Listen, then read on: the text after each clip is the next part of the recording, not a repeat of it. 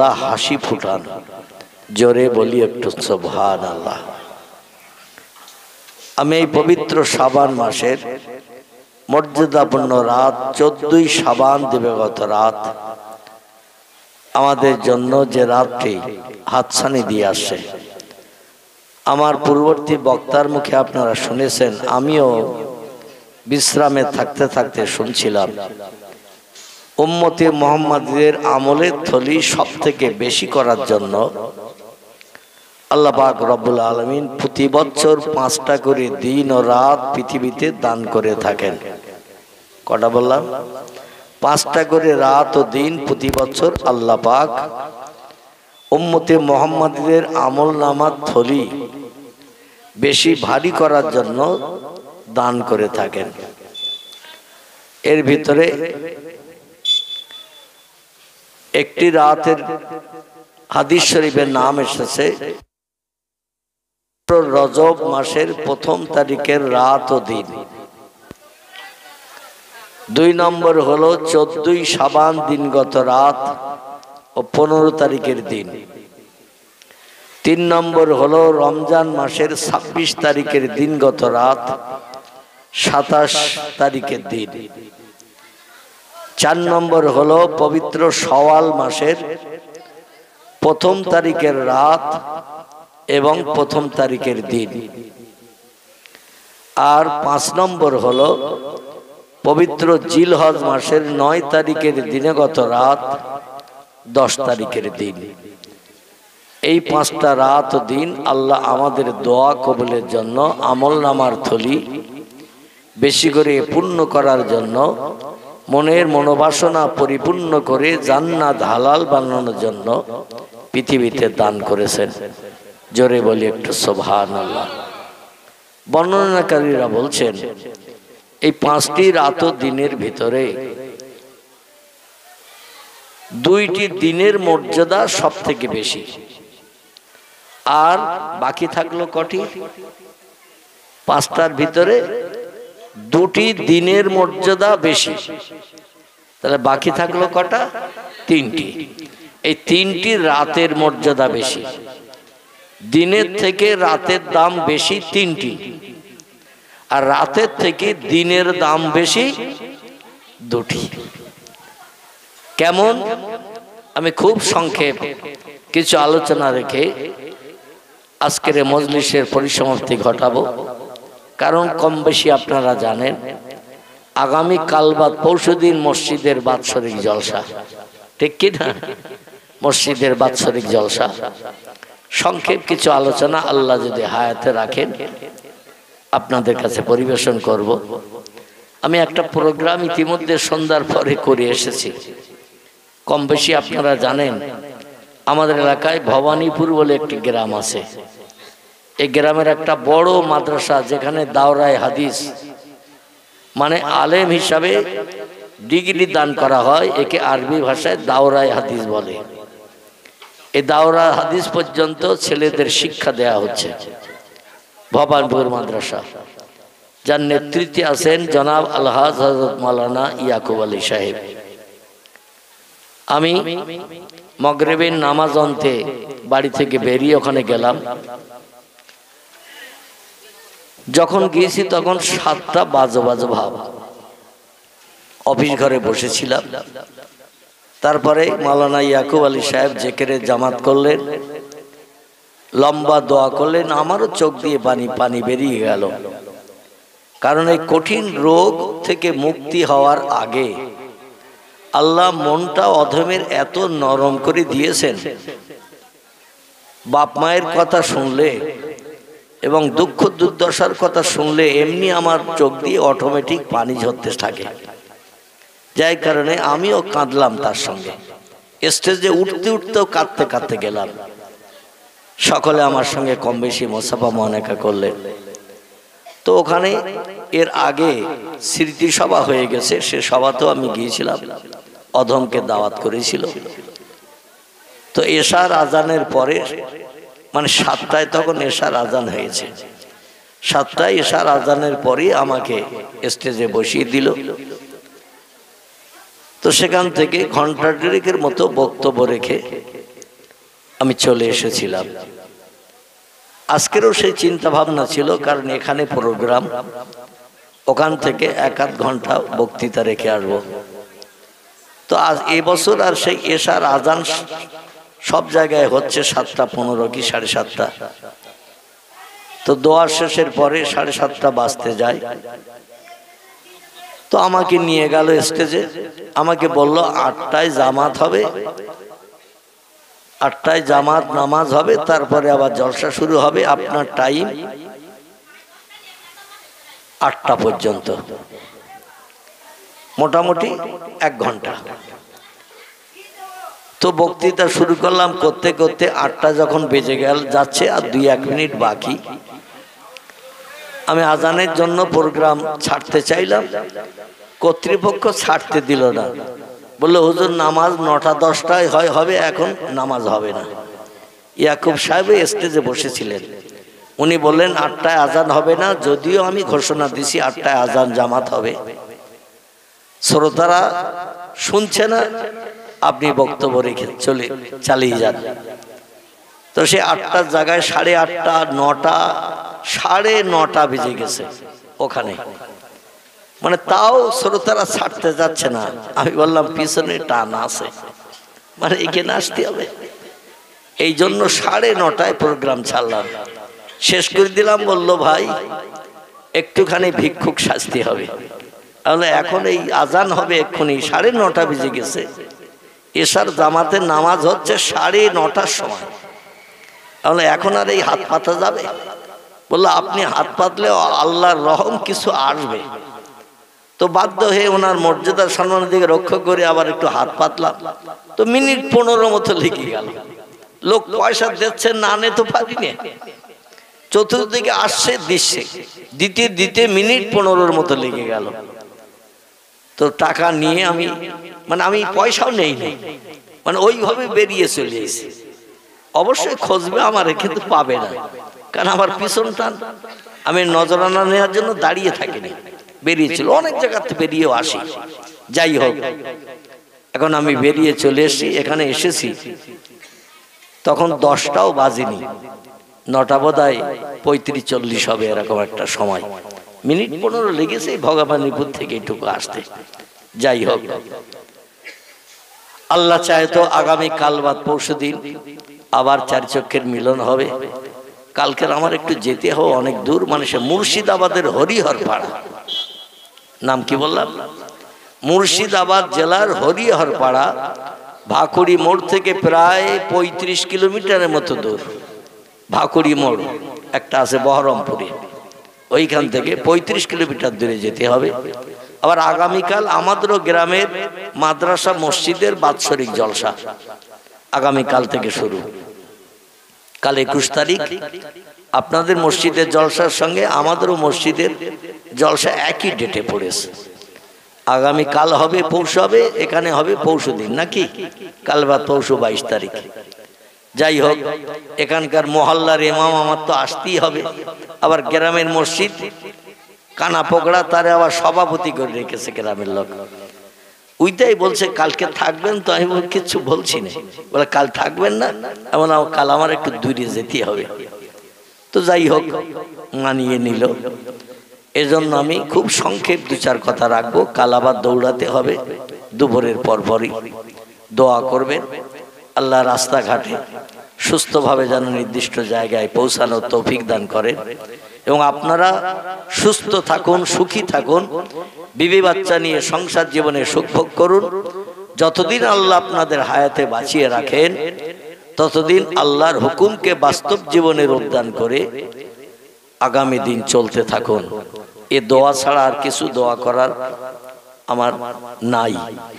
এজন্য আমি দোয়া রেখে সংক্ষেপ কিছু আলোচনা করছি। সকলে প্রাণ ভরে উচ্চ রবে একটু প্রাণ খুলে দরুদ শরীফ পড়ে নেন। আল্লাহুম্মা সাইয়্যিদিনা মাওলানা মুহাম্মদ ওয়া আলা আলে মাওলানা न जामे गोर में न जामे गोर में क़यामत में हर जगह यारे गम गारे दरूद बलगल औला बेकमालिही कशफत दुजा बेजमालिही हसनत जमीओ खिसालिही सल्लु अलैहि वालिही। अल्हम्दुलिल्लाह अल्हम्दुलिल्लाहि व काफा व सलामुन अला इबादिहिल्लज़ीना इस्तफ़ा अम्मा बाद फ़क़द क़ाला अल्लाहु तआला फ़ी कलामिहिल मजीद व फ़िल फ़ुरक़ानिहिल हमीद। अऊज़ु बिल्लाहि मिनश शैतानिर रजीम। बिस्मिल्लाहिर्रहमानिर्रहीम।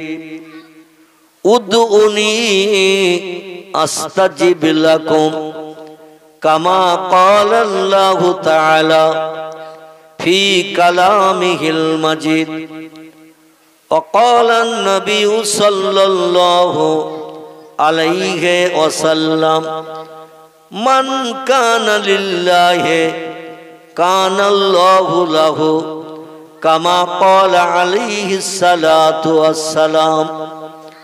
वक़ाला अल्लाहु तआला फ़ी शानि हबीबिहि इन्नल्लाहा व मलाइकतहु युसल्लूना अलन नबिय्य या अय्युहल्लज़ीना आमनू सल्लु अलैहि व सल्लिमू तस्लीमा।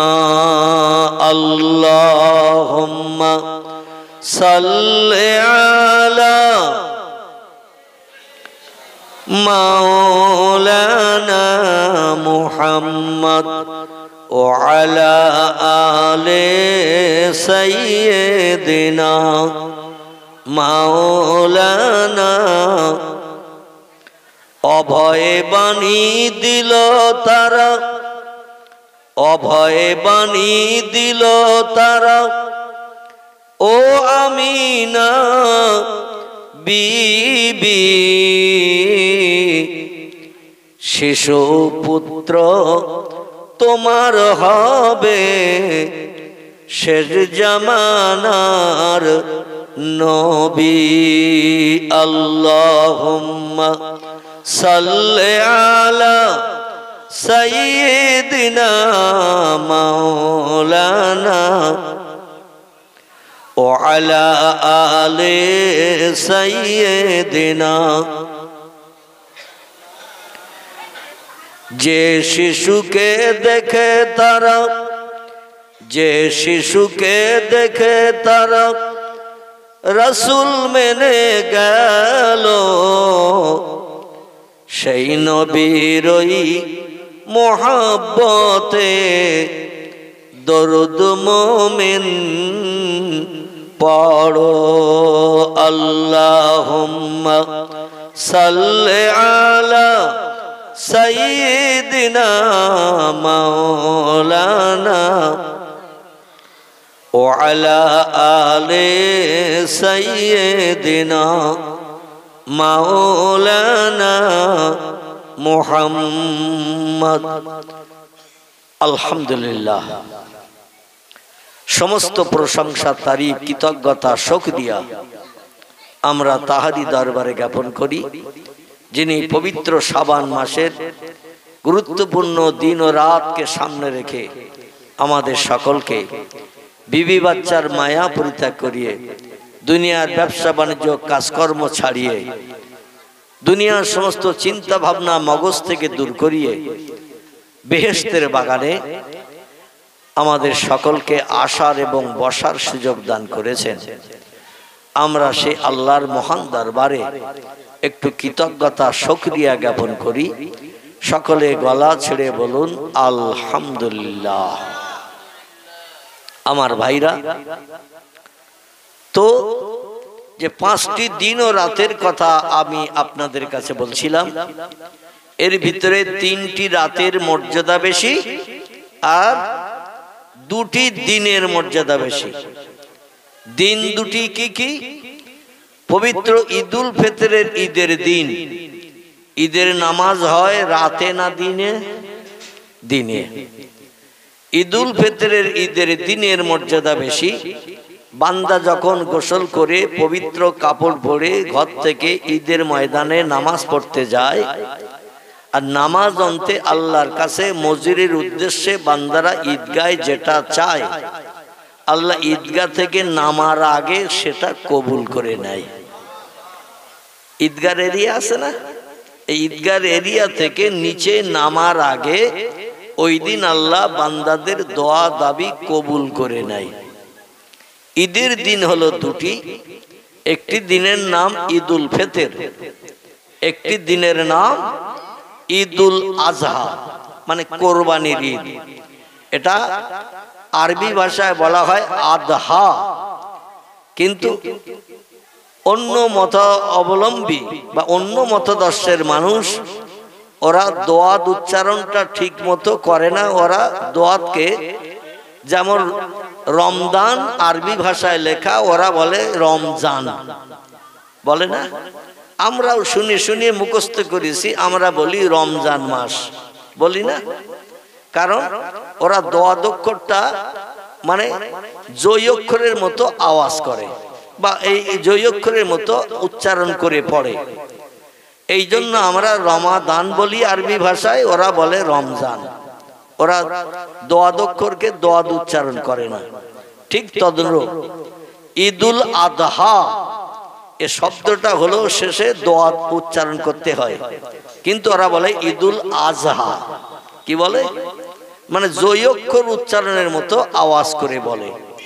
আমরা বলি ঈদুল আদহা, কোরবানির ঈদ। জোরে বলে একটু সুবহানাল্লাহ। এই ঈদুল আদহার দিন আল্লাহ পাক বান্দাদের ঈদের নামাজ পড়িয়ে ঈদগাহ থেকে বাইরে বেরোনোর আগে যেটা চায় আল্লাহর কাছে হাত তুলে, আল্লাহ সেটা সঙ্গে সঙ্গে কবুল করে বান্দার মুখে হাসি ফুটায়। তাহলে 5টির ভিতরে 2টি চলে গেল, আর বাকি আছে কটি? বাকি এই বাচ্চারা কোনে কথা বলতেছে, বাচ্চারা কোনে, ওরা বাজার করতে বাদাম ভাজা আছে নাকি ওখানে? ফুরুলি, পেঁজি, পাপড়, ফুচকা আছে নাকি ওখানে? দেখবেন ফুচকার দোকানে লাইন পড়লে এইরকম হাটের মতো আওয়াজ হয়। তো অবশ্যই আমার ধারণা ওখানে ফুচকা বিক্রি হচ্ছে না, বাদামও বিক্রি হচ্ছে না, পেঁজিও, ফুরুলি, পাপড় কিছু বিক্রি হচ্ছে না, ঠিক কি না? এই জন্য আমি বাচ্চারা যারা পর্দার ভিতরে আসো, বিশেষ করে পর্দার ভিতরে থাকে কারা? কথা বলে মেয়েরা থাকে, মেয়েরা। মায়েরা বললেই হবে না, এখানে মা এবং মায়ের সন্তান বাচ্চারাও আছে না। আর মায়েরা কথা না বললেও ওই বাচ্চারা কথা বলতেছে। ইবলিস শয়তান ওদের দিয়ে অ্যাকশন চালাচ্ছে যাতে আর কেউ শুনতে না চায়, আর কেউ শুনতে না পায়। এটা হলো শয়তানের খাসলাত। ও নিজে শুনবে না ভালো কথা, কাউকে শুনতে দেবে না। এই জন্য আমি অনুরোধ রাখবো, প্যান্ডেলের ভিতরে মায়ের জাত বয়স্ক মেয়েরা যারা আছেন, ওই বাচ্চাদের একটু গাইড করেন। আর যদি কথা না শোনে, তখন তো 1 টিন ঘি নিয়ে ওদের লেজ মলা মতো করতে হবে, ঠিক কি না? কুকুরের লেজে যদি 1 টিন গাওয়া ঘি মলতে মলতে যদি ঘিয়ের টিন খালি হয়ে যায়, কুকুরের লেজ এবার ছেড়ে দিলে সোজা হবে না বেঁকে থাকবে? 1 টিন গাওয়া ঘি যদি কুকুরের লেজে মলা হয়, মলি মলে লেজটা সোজা করার জন্য যদি টানা হয়, টানার পরে যেই ঘি শেষ হয়ে গেল, লেজ ছেড়ে দিলেও লেজ ব্যাকবে না সোজা হবে? বেঁকে যাবে। মেয়েদের খাসলাত হলো ওরা বেঁকা হাড়ের তৈরি। ও হাজার ঘি মলেন আর তেল মলেন আর যাই মলেন, ওরা কিন্তু জীবনে বেঁকা হাড় সোজা হবে না, ঠিক কি না? তবে যারা আল্লাহওয়ালা, আল্লাহ প্রেমিক, খোদা ভক্ত, আলেম ওলামার কথার মর্যাদা যারা দেয়, ওদের কণ্ঠে দিয়ে আর কোনো আওয়াজ আসবে না। এই জন্য আমি বলবো, কুকুরের লেজমার্কা মেয়ে যারা আসো, ঘরে যেয়ে কোরিয়ান কম্বল মুড়ি দাও। কি কম্বল? সব থেকে দামি কম্বলের নাম হলো কোরিয়ান কম্বল, কোরিয়ানের প্রোটেকশন। এই কম্বল খুব দামি কম্বল। ওই কম্বল বাড়ি যেয়ে মুড়িয়ে দাও। কারণ বাংলায় প্রবাদ আছে, মাঘের শীত বাঘের গায়েও লাগে। দিনের বেলা যদিও হালকা গরম ছিল সূর্যের তাপে, রাত যত বাড়বে ঠান্ডা তত পড়বে না। ফাঁকা জায়গায় এখানে থেকে লাভ নাই। গল্প করতে হয়তো বাড়ি দিয়ে কম্বল মুড়ি দিয়ে দুজন সামনাসামনি হয়ে গল্প করো। আর যদি বলো আমরা চুপ করে থাকবো, আমাদের শির দাঁড়ার হাড় সোজা, হাতের পোষা থেকে নিয়ে কনুই পর্যন্ত সোজা, কনুই থেকে কাঁধ পর্যন্ত হাড় সোজা, পায়ের হাঁটু থেকে গোস পর্যন্ত সোজা হাড়, হাঁটু থেকে কোমর পর্যন্ত সোজা হাড়, শুধু পাঁজরের হাড় বেঁকা ছাড়া আর সব হাড় সোজা, তাহলে এখানে আমরা সোজা হয়ে বসবো। এরম চিন্তা যদি মেয়েরা করো তারা বসো। আর যারা বাজার করবে আমি অনুরোধ রাখছি তারা বাড়ি যেয়ে কম্বল মুড়ি দাও। ভালো বললাম না খারাপ বললাম? ভালো বলেছি, যাতে আমারও বলতে সুবিধা হয়, আপনাদেরও শুনতে সুবিধা হয়।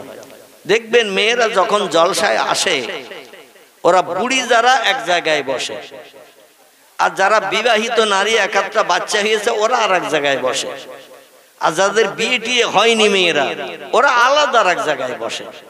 কটা দল হলো? 3টে দল হলো। এছাড়াও বাচ্চা মেয়ে যারা 5 বছর 7 বছর ওরা আবার আলাদা একটা জায়গায় বসে। ঠিক বললাম না ভুল বললাম? মানে যে বয়সের যারা তারা সেখানে বসে, বুড়ি যারা ওরা এক জায়গায় বসে আলোচনা করে। মিলাদ তো শুনতে আসে না, মেয়েরা কোনোদিন ওয়াজ শুনতে আসে না। ওরা আসে নিজেদের ভিতরে একটু আলোচনা করতে, 2-3 ঘন্টা বাড়ির গার্জেন সময় দেশে, সুযোগ দেশে, মিলাদে যেতে একটু গল্প করবে। তাই বুড়ি যারা ওরা এসে জিজ্ঞাসা করবে, তো ছেলে ভাত দেয় তো? হ্যাঁ, গলা ধাক্কার দেয় না তো? এর বাচ্চা ওর বাচ্চা, অমুকের মা তমুকের মেয়ে এরকম বলে টলে না তো? আমার ছেলে তো বলে, তো ছেলে বলে না তো? হ্যাঁ, এরকম জিজ্ঞাসা করে। মাঝে মাঝে আবার একটু তামাক পড়া টড়া নস্যি টস্যি চাই একজন আরেকজনের কাছে।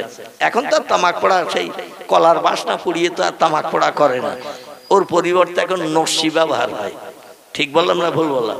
এতে একটু নেশা মতন হয়। যাই হোক, আমি জীবনে খাইটাইনি বলতে পারবো না, তবে নেশা না হলে সে জিনিস ওরা ব্যবহার করবে না। 2 নম্বর, যাদের 2-1 করে বাচ্চা হয়ে গেছে, সংসার যাপন করছে, ওরা আলাদা এক জায়গায় বসেছে। বসে ওদের আলোচনা, তালপুকুরের বাজার থেকে বাড়ি আসে তখন তোর জন্য ল্যাংচা ট্যাংচা আনে তো? হারা কম মিষ্টি সন্দেশ টন্দেশ আনে তো? লেডিকে রিটেনে আনে তো? ব্লাউজ টেলাউজ তোর জন্য চুরি করে এনে দেয় তো? তোর স্বামী কিরাম? এই আলোচনা চলছে ওদের ভিতরে। আর একদল যাদের বিয়ে হব ভাব, এখনো ছেলে দেখাশোনা হয়নি, এরা এক জায়গায় বসে বলছে, কোন ছেলের সঙ্গে তোর কথাবার্তা সেটেল হয়ে গেছে বল? কোন ছেলের সঙ্গে মোবাইলের মাধ্যম দিয়ে কথাবার্তা সেটেল হয়েছে বল? কবে হাইজ্যাক হয়ে উড়িয়ে দীঘায় যাবি, মুকুটমণিপুরে যাবি, দার্জিলিং এ যাবি কবে? কেবল আমি জানবো, পাড়ার কেউ জানবে না। আমার সঙ্গে বল, চলে গেলি পাড়ায় যখন খবর হবে তখন মিস করে আসবো আমি, কারণ আমি তো খবরটা জানি। আমাদের গ্রামের একজন আর ভাগনা ত্রিমুনিতে মারা গেছে এক নারীর সঙ্গে অঘটন ঘটিয়ে, গত রাত্রি, আগের রাত্রিতে। ত্রিমুনি মাদ্রাসার পিছনে বাড়ি, যুবক ছেলে, ওর মামার বাড়ি আমাদের গ্রামে। সালাউদ্দিন হাজি নাম, নাসির হাজি নাম, আর নাম বলবো না। এই 2 জন ভাই, 2 জনই হাজি, এদেরই ভাগনা আমাদের গ্রামে প্রায় আসতো।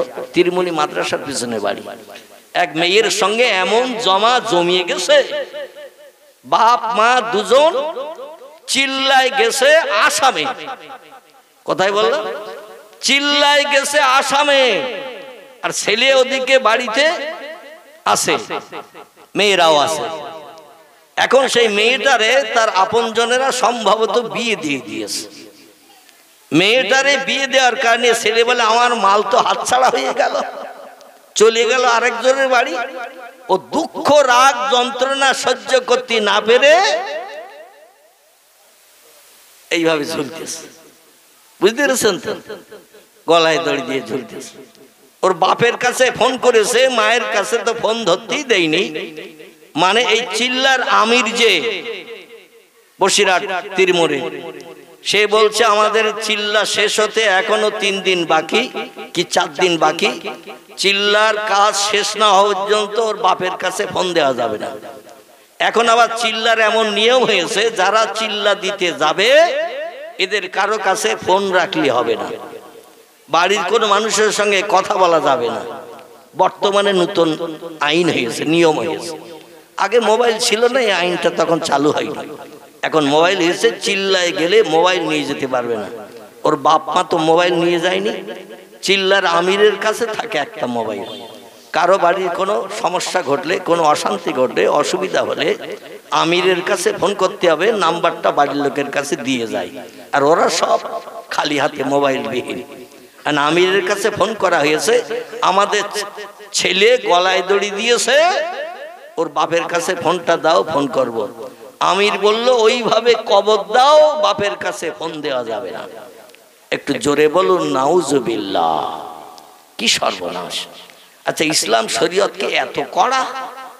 কথা বলেন, ইসলাম শরীয়ত কি এত কড়া যে একটা ছেলে মারা গেছে বাপের কাছে ফোন দেওয়া যাবে না, তারা এসে মরামুখটা দেখতে পাবে না?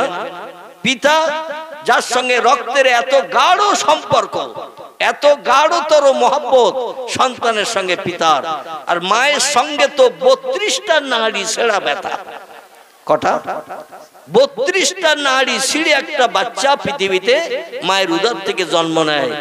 সব থেকে বেশি কষ্ট লাগে সন্তান মারা গেলে কার? মায়ের। মায়ের কলিজা তো খান খান হয়ে যাবে। মায়ের কাছে তো মোবাইল দিলই না, সেদিন বাপের কাছেও জানালো না, বলে এখন দেয়া যাবে না মোবাইল। একদিন পরে বললো আমরা কি করব, বলে ওইভাবে কবর দাও।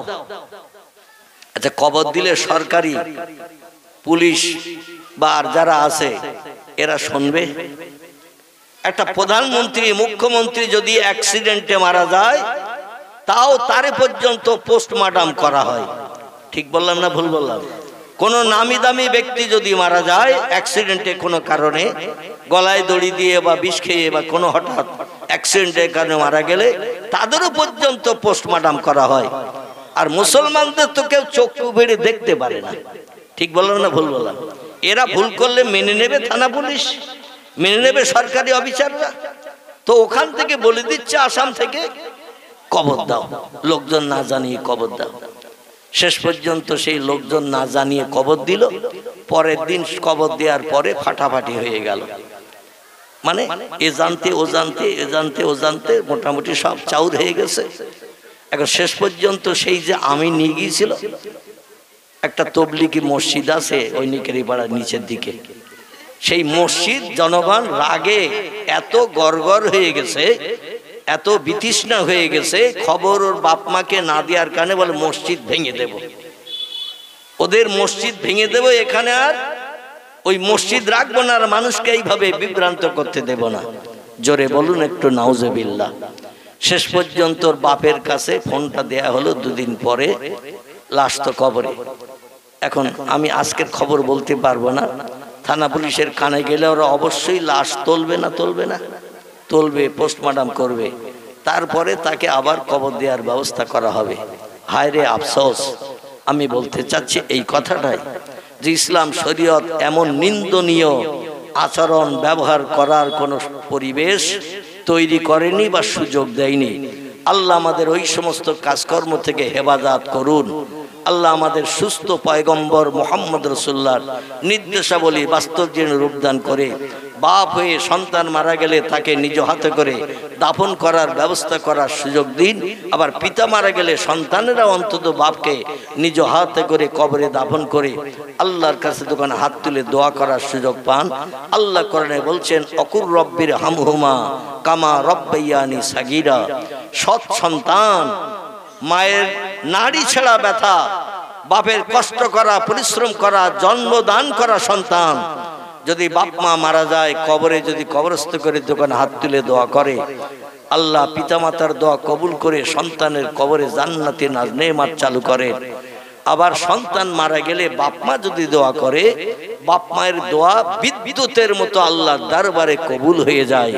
জোরে বলুন সুবহানাল্লাহ। অপরাধী হলেও আল্লাহ পাক বাপ মায়ের দোয়ার ওসিলা করে অপরাধকে ক্ষমা করে। বাপ মায়ের দোয়া খুব বড় দোয়া। আল্লাহ নবী বলছেন হুমা জান্নাতুকা হুমা নারুকা, বাপ মা হলো তোমার জন্য জান্নাতে যাওয়ার রাস্তা খোলা, বাপ মা হলো তোমার জন্য জান্নাতে যাওয়ার পথ পরিষ্কার করা, এবং পিতামাতাই তোমার জন্য আবার জাহান্নামের রাস্তা খুলে দেওয়ার দায়িত্ব পালন করেছে, বা জান্নাতে জাহান্নামে যাওয়ার রাস্তা পরিষ্কার করে দিয়েছে। এজন্য এমন আচরণ এমন ব্যবহার বাপ মায়ের সঙ্গে রাখো। অকেলা হুমা কওলান কারিমা, ওদের সঙ্গে নরম ব্যবহার করো, নরম আচরণ করো। ইল্লা উফিন, বাপ মায়ের সঙ্গে এমন ব্যবহার করিও না যে তোমার বাপ কোনোদিন আহ, মা কোনোদিন উহ শব্দ ব্যবহার না করে।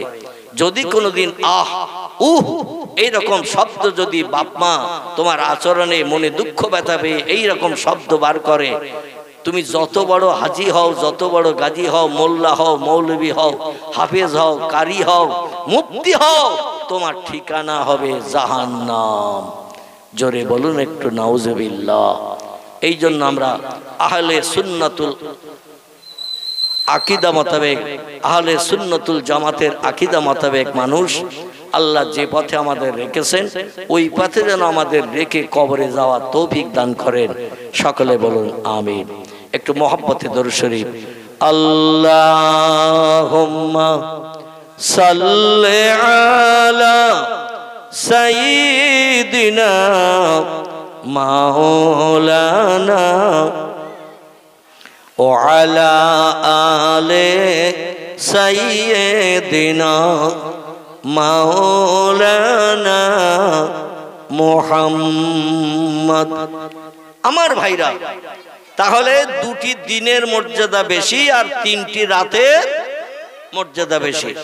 তিনটি রাতের একটি রাতের নাম হলো রজব মাসের ১ম তারিখের রাত, ২ নম্বর হলো ১৪ই শাবান দিনগত রাত, ৩ নম্বর হলো লাইলাতুল কদরের রাত। এই তিনটি রাতের মর্যাদা বেশি। দিনের মর্যাদা কেমন বেশি, রাতের মর্যাদা কেমন বেশি, আসুন এবার আপনার সামনের দিকে একটু এগিয়ে যাই। এক মনে স্থির ভাবে তথ্যটা শুনুন। আল্লাহ যেন আমাদের নসিবে তাদের মতো আমল করি, জীবনের মনস্কামনা পূর্ণ করি। আল্লাহ যেন শখ শান্তি আমাদের মিটান। জোরে বলুন একটু আমিন। প্রিয় নবী মুহাম্মদুর রাসূলুল্লাহ সাল্লাল্লাহু আলাইহি ওয়াসাল্লাম একজন প্রিয় সাহাবী ছিলেন। লোকটির নাম আমি বলবো এবং তার স্ত্রীর নামও আপনাদের কাছে বলবো। স্ত্রীর নাম হলো উম্মে সালমা, লোকটির নাম হলো আবি সালমা। জোরে বলুন একটু সুবহানাল্লাহ। নবীর মহব্বতের ভক্ত, মহব্বতের সাহাবী। সাহাবীর নাম হলো আবু সালমা, আর সাহাবিয়া নারীর নাম হলো, স্ত্রীর নাম হলো উম্মে সালমা। প্রিয় নবী মুহাম্মদ রাসূলুল্লাহ মসজিদে নববীতে আসরের নামাজ আনতে, কোনদিন বা ফজরের নামাজ আনতে, কোনদিন বা এশার নামাজ আনতে বক্তৃতা দিতেন, ওয়াজ নসিহত করতেন।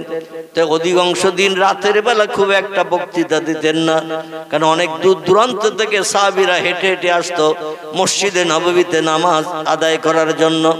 নবী বলেছেন, আমার হাতে গড়া মসজিদে কোনো ব্যক্তি যদি একটা না 40 ওয়াক্ত নামাজ আদায় করে বা জামাত ইমামের পিছনে, আমি মুহাম্মদ রাসূলুল্লাহ বলছি তাকে জান্নাতে নিয়ে যাওয়ার দায়িত্ব স্বয়ং আমার কাঁধে চেপে গেল। কত ওয়াক্ত? 40 ওয়াক্ত নামাজ বা জামাত ইমামের পিছনে যদি কোনো ব্যক্তি একটানা আদায় করে, ওই লোকটিকে জান্নাতে যাওয়ার দায়িত্ব আমার কাঁধে চেপে গেল। এমনকি জান্নাতে নিয়ে যাওয়ার জন্য আমার উপরে ওয়াজিব হয়ে গেল। ফরজের পরের স্টেজ হলো ওয়াজিব। নবী বলছেন সেই ওয়াজিবের দায়িত্ব আমার কাঁধে চেপে গেল। লা ইয়াদখুলুল জান্নাহ, আমি মুহাম্মদ তত সময় পর্যন্ত জান্নাতে যাব না, এই ব্যক্তিকে যত সময় জান্নাতে না ঢোকাবো। প্রিয় নবী মুহাম্মদ রাসূলুল্লাহ শাবানের চাঁদের আলোচনা করছিলেন। শাবান শব্দটি হলো আরবি ভাষা, এর বাংলা অর্থ হলো গুনাহ মাপের মাস। আমরা সাবান দিয়ে যেমন গায়ের ময়লা পরিষ্কার করি, জামা কাপড় পরিষ্কার করি, আল্লাহ বান্দার দেহে যত ময়লা মাখবে এই ময়লাগুলো পরিষ্কারের জন্য বছরে একটা মাস করে আল্লাহ ময়লা পরিষ্কারের মাস দান করেছেন। এই মাসটির নাম হলো পবিত্র শাবান। প্রিয় নবী মুহাম্মদ রাসূলুল্লাহ সাল্লাল্লাহু আলাইহি সাল্লাম তিনি মসজিদে নববীতে আসরের নামাজ আনতে, সাহাবীরা বলেন কুমিয়া ইয়াল আসহাব, এ সাহাবীরা নামাজ আনতে একটু বসে যাও, এই মাসের গুরুত্ব মর্যাদা সম্পর্কে কিছু আলোকপাত করব, যাতে এই মাসের মর্যাদা সম্পর্কে তোমরা জানা বোঝা করে মাসটার মর্যাদা দিয়ে জীবনের সুখ শান্তি আল্লাহর কাছ থেকে মিটিয়ে নিতে পারো। কারণ এই পবিত্র রাতে 14ই শাবান দিনগত রাতে যে ব্যক্তি বেশি বেশি করে নফল নামাজ পড়ে, রাত জাগে, তাসবিহ তাহলিল পাঠ করে, আল্লাহ পাক রব্বুল আলামিন তার দোয়া দাবিল কবুল না করে পারেন না। প্রিয় নবী মুহাম্মদ রাসূলুল্লাহ নামাজ আনতে মসজিদে নববীর ভিতরে এই মাসের মর্যাদা সম্পর্কে আলোচনা করছেন। এমন কি বলছেন, কারো যদি কিছু জীবনের দুঃখ দুর্দশা থাকে, অভাব থাকে, সমস্যা থাকে, আল্লাহর রেজামন্দির জন্য একটু বেশি বেশি করে নফল নামাজ আদায় করবে। নফল নামাজ আদায় করে ভোর হওয়ার আগে, পূর্ব দিকে সূর্য উদয় হওয়ার আগে আল্লাহ কোরআনে বলছেন সালামুন হিয়া হাত্তা মাতলাইল ফজর, তুলিয়ে ফজর পূর্ব দিকে সূর্য উদয় হওয়ার আগ মুহূর্ত পর্যন্ত এই রাতের ইজ্জতের খাতিরে আল্লাহ পাক রহমতের দরজা খুলে দিয়ে থাকেন। এই জন্য কারো কিছু চাওয়ার থাকে, মজুরি খেটে যদি মজুরি নেওয়ার ইচ্ছা থাকে, ফজরে সূর্য উদয় হওয়ার আগে আল্লাহর কাছে হাত পাতিও, আল্লাহ তোমাকে বঞ্চিত করবেন না। যেটা মনের শখ, যেটা মনের ইচ্ছা এই রাতে আল্লাহ পাক কবুল করে বান্দার মুখে হাসি ফুটান। হযরত আবু সালমা বিশ্ব নবী মুহাম্মদ রাসূলুল্লাহর মসজিদে এসে আসরের নামাজ আনতে নবীজি শাবান মাসের মর্যাদা গুরুত্ব সম্পর্কে, যাকে লাইলাতুল বরাত বলা হয়, ভাগ্য বন্টনের রজনী, শবে বরাত বলা হয়। ফার্সিতে সব মানে হলো রাত, বরাত মানে হলো ভাগ্য বন্টন। বাংলা ভাষায় কে বলা হয় ভাগ্য বন্টনের রজনী। আল্লাহ পাক মানুষের ভাগ্যকে পরিবর্তন করেন, তকদিরও পরিবর্তন করে দিয়ে নতুন তকদির তার জন্য বানিয়ে দেন। নবী অন্য হাদিসে বলেছেন আত-তাকদিরু লা ইয়ারুদ্দু ইল্লা বিদুআ, তকদিরের কোনো পরিবর্তন কোনোদিনই হবে না। আল্লাহ যার তকদিরে যেটা রেখেছেন সেটাই তার নসিবে জুটবে।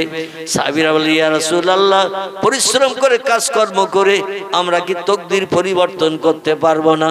নবী বলেন একটা মাত্র ক্ষেত্রে তকদির পরিবর্তন হয়, সেটি হলো ইল্লা বিদুআ। বান্দা যখন কারো কাছে হাত না পেতে, কারো কাছে সাহায্য না চেয়ে, জিনের জীবনের মনের দুঃখ দুর্দশা কারো কাছে না জানিয়ে আল্লাহর কাছে যখন জানায়, তবে শর্ত হলো চোখের পানি একটু নির্গত করতে হবে, চোখের পানি বার করতে হবে। আল্লাহ চোখের পানি বড় পছন্দ করেন, কবুল করেন। এই জন্য চোখের পানি মাছির মাথার ন্যায় ছোট্ট ফোঁটা হলো নাকের ডগা পর্যন্ত নামিয়ে দিয়ে দেবে। নাকের ডগা পর্যন্ত যদি চোখের পানি নেমে যায়, আল্লাহ সেই বান্দারে বঞ্চিত করেন না। জোরে বলুন একটু সুবহান। আবু সালমা নবী সাহাবীরা মসজিদে নববীতে নামাজ আদায় করে পয়গম্বর যে ওয়াজ নসিহত করতেন, বাড়িতে এসে স্ত্রীদের কাছে সেগুলো বলতেন। সাহাবীরা নবীজির মুখে যে সমস্ত ওয়াজ নসিহত মসজিদে নববীতে শুনতেন, বাড়ি এসে বিবিদের কাছে বলতেন, আর বিবিরা সেগুলো আমল করার জন্য ব্যতিব্যস্ত হয়ে পড়তেন। জোরে বলুন একটু সুবহানাল্লাহ। আবু সালমা বলেন, বিবিরি, এই শাবান মাসের একটা গুরুত্বপূর্ণ রাত আল্লাহ উম্মতে মুহাম্মাদিয়ার জন্য দান করেছেন। এমন কি আল্লাহ পাক কোরআন পাকের ভিতরেও তত্ত্ব জানিয়ে দিয়েছেন যে 1000 মাস রাত জেগে জেগে ইবাদত বندگی করলে যত সওয়াব হবে খায়রুম মিন আলফি শাহর। আল্লাহ পাক কোরআন পাকের ভিতরে জানিয়ে দিয়েছেন সূরা কদরের ভিতরে আল্লাহ বলছেন 1000 মাস রাত জেগে জেগে ইবাদত বندگی করলে, উপাসনা করলে, দিনের বেলাও নফল নামাজ পড়লে এমন করে অন্যান্য নামাজগুলো আদায় করলে যত সওয়াবের অধিকারী হবে, এক রাতের বিনিময়ে তার থেকে খায়রুন আরো বেশি সওয়াব বান্দার নামামলে থলিতে লেখা হবে। এবং নামাজ আদায়ের পরে আল্লাহর কাছে বান্দা যদি জীবনের শখের কথা বলেন, আল্লাহ কোনো বান্দারে খালি হাতে ফিরান না। জোরে বলুন একটু সুবহানাল্লাহ। আবু সালমার বিবি জান্নাত হযরত উম্মে সালমা বললেন, স্বামী গো, কবে মরি কবে বাঁচি, আর একটা বছর পরে এই রাত আমাদের নসিবে আসবে। একটা বছর না বাঁচলে তো এই পবিত্র রাত পাবো না। এজন্য আজকের রাতটাই যখন সেই পবিত্র রাত পয়গম্বর বলে দিয়েছেন, 14ই শাবান দিবগত রাত, সেই রাতটি আজকের রাত। তাহলে আমরা সারা রাত আজকে আর ঘুমাবো না, শান্তির শয্যায় থাকবো না। আমরা আল্লাহর রেজামন্দি করে জীবনে দুঃখ দুর্দশার কথা জানিয়ে আগামী ভবিষ্যৎ জীবনটা সুখের বানানোর জন্য আল্লাহর কাছে হাত তুলে দোয়া করব। আপনিও নামাজ পড়বেন নফল নামাজ, আমিও নামাজ পড়বো নফল নামাজ। স্বামী স্ত্রী দুইজনে পাশাপাশি যায় নামাজ পড়তে নামাজ আদায় করব। আমার দেখে আপনি নামাজ পড়বেন, আপনার দেখে আমিও নামাজ পড়বো। ইসলাম শরীয়তে এই হিংসা করাটা জায়েজ আছে। জোরে বলুন একটু সুবহানাল্লাহ। ওর থেকে বেশি পড়বো আমি, আবার তার থেকে বেশি পড়বো আমি। সে আবার বলে ও যখন পড়ছে আমিও পড়বো, আমিও বেশি বেশি পড়বো, 2 রাকাত বেশি পড়তে হয় পড়বো। এইভাবে পাল্লা করে হিংসা করে বেশি নামাজ ইসলাম শরীয়তে পড়া জায়েজ আছে, কিন্তু অন্য কোন ক্ষেত্রে হিংসা করা জায়েজ নাই।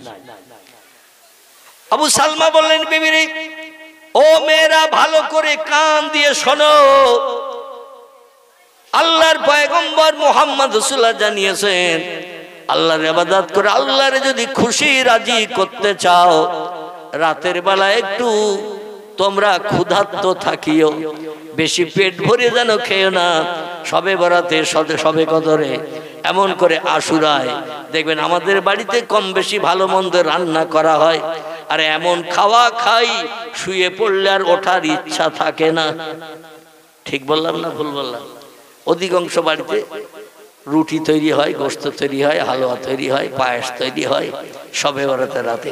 তো আগের থেকে এখন একটু কম হয়ে গেছে। ঠিক বললাম না ভুল বললাম?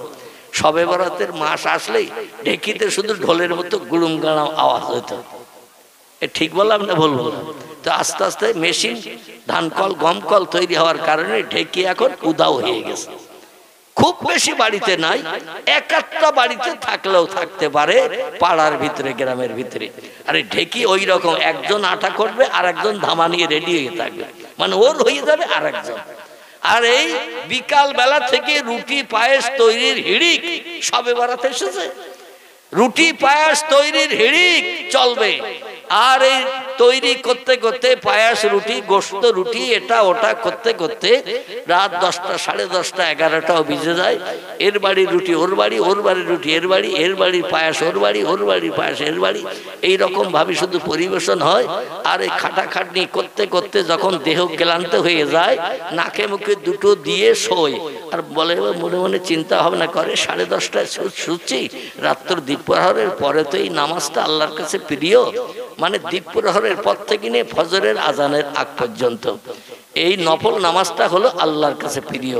ওই রাত 8:30টার সময় নয়, 9টার সময় নয়, রাত্র দ্বীপ্রহরের পর থেকে ফজরের আজান ধ্বনির আগ পর্যন্ত এই নামাজটাকে বলা হয় তাহাজ্জুদ। কি নাম বললাম? তাহাজ্জুদ।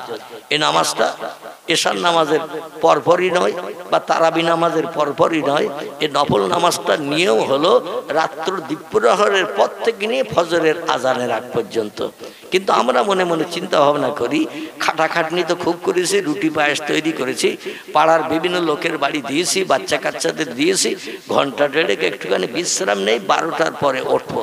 আর ওই যে শুয়েছে ইবলিস শয়তান এমন তালপাকার পাতার হাওয়া দিচ্ছে, ও এমন কাল ঘুমিয়েছে, ওর ঘুম ভেঙে গেছে বেলা 9টার সময়।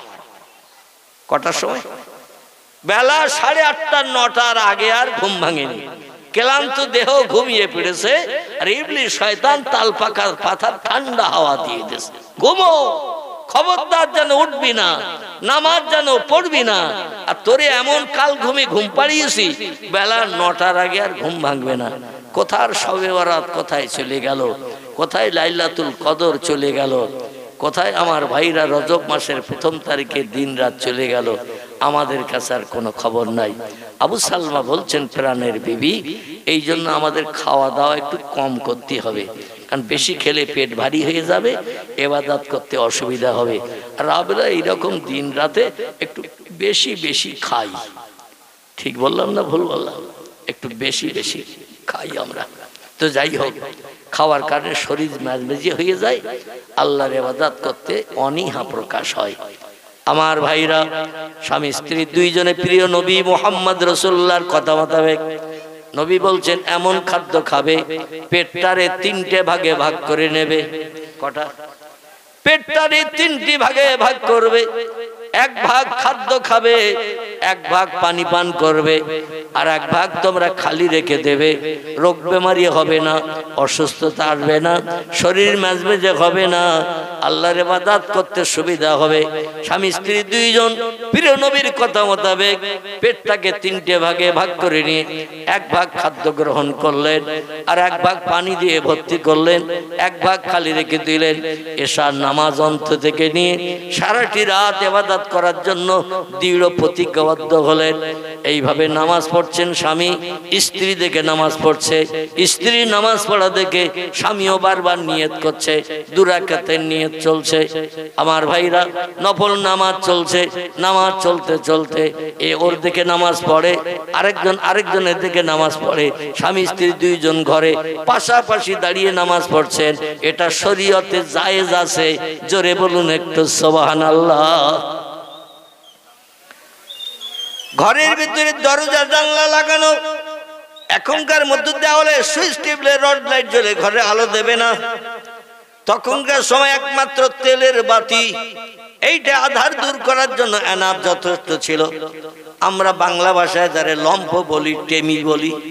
পরবর্তীতে হারকেন তৈরি হয়েছে। নবীর জামানায় সব হারকেন টারকেনের বালাই ছিল না। তেল দিয়ে বাতিতে আগুন দিলে যত সময় তেল থাকে তত সময় আলো জ্বলে। সংসারে কাজকর্ম শেষ হয়ে গেলে টেমি সারা রাত জ্বালিয়ে রাখে না, বন্ধ করে ফেলে, বন্ধ করে বিশ্রামে যায়। কারণ ঘরে লাইট জ্বললে অনেকের ঘুমাতে অসুবিধা হয়। নামাজ চলছে, আর ভোর হয়ে এসেছে, স্বামী স্ত্রী কিছুই জানে না। কারণ ঘরে দরজা জানলা যদি কমপ্লিট লাগানো থাকে, দিনের আলো বাইরে দেখা যাবে, ঘরের ভিতরে বোঝা যাবে না। স্বামী স্ত্রী বলছি, ফজরের আজান ধ্বনির আগ পর্যন্ত আল্লাহর দরবারে দোয়া চাইলে আল্লাহ দোয়া ফেরত দেয় না। এখনো রাত আছে, নামাজ চালাও। একজন আরেকজনকে দেখে নামাজ পড়ছেন, কিন্তু ভোর হয়ে আসে। আল্লাহ বান্দাদের খবর রাখেন না। ইয়ালামু খায়নাতাল আয়ুনে ওমা তুখফিস সুদূর। আল্লাহ বলছেন, তোমরা গোপনে গোপনে অন্তরে যে চিন্তা ভাবনা করেছো, ফজরের আজানের আগে আমার কাছে পরিশ্রমের মূল্য চাবে, কিন্তু ফজরের আজান ধ্বনি আগত, ফজরের আজানের সময় এসে গেছে। আর আজানের পরে পূর্ব দিকে সূর্যোদয় হয়ে গেলে দোয়া দাবি কবুল হবে না, পরিশ্রমটা বেকার হয়ে যাবে। কাক পাখিরা, চিল পাখিরা, ফিঙে পাখিরা, চড়ুই পাখিরা, তোমরা বাসা থেকে বেরিয়ে যাও খাদ্য অন্বেষণের জন্য। ভোরবেলা কোকিলেরা গাছের মাথায় বসে বসে কুহু কুহু করে ভোরবেলা ডাকে না। কোকিলেরা ভোরবেলা ডাকে, চড়ুই পাখিরা বাসা ছেড়ে বেরিয়ে যায়, কিচির মিচির করে। কাগর ডাকতে ডাকতে খাদ্য অন্বেষণের জন্য এক জায়গা থেকে আরেক জায়গায় যায় না। ওরা আওয়াজ করতে করতে যায়, ওরা কিন্তু ওই কাকা করে ডাকে না, চড়ুই পাখি কিচির মিচির করে না। আল্লাহ বলছেন, ওরা আমি আল্লাহ আমার নামের জপ জিকির করতে করতে যাই।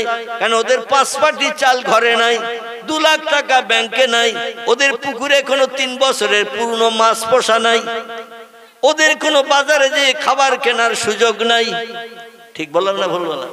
এই জন্যরা ভোরবেলা বাসা ছেড়ে বেরিয়ে যখন খাদ্য তালাশ করতে যায়, ও বান্দার শোনো, ওয়াইন মিন শাইইন ইল্লা ইউসাব্বিহু বিহামদিহি, যত সৃষ্টি চোখে দেখতে পাও, যত সৃষ্টি চোখে দেখতে পাও না, সব সৃষ্টি আমি আল্লাহ আমার নামের জপ জিকির করে। লা ইয়াফকাহুনা ইল্লা তাসবিহাহু, ওদের আওয়াজ তোমরা বুঝতে পারো না, কি বলছে ওরা, কি কইছে ওরা একে অপরের সঙ্গে, তোমরা ওটা বোঝো না, কারণ ওদের আওয়াজ বোঝার ক্ষমতা তোমাদের আমি দিই নাই। জোরে বলুন একটু সুবহানাল্লাহ। তবে শোনো, কিছু মানুষের উপর আমি রহম করেছি। ঈসা নবী মায়ের পেট থেকে যখন পৃথিবীতে এসেছে, আমি আল্লাহ পাক ১,৫০০ ভাষা ৩ দিনের মাথায় আমি আল্লাহ তার মেমোরিতে জমা করে দিয়েছি।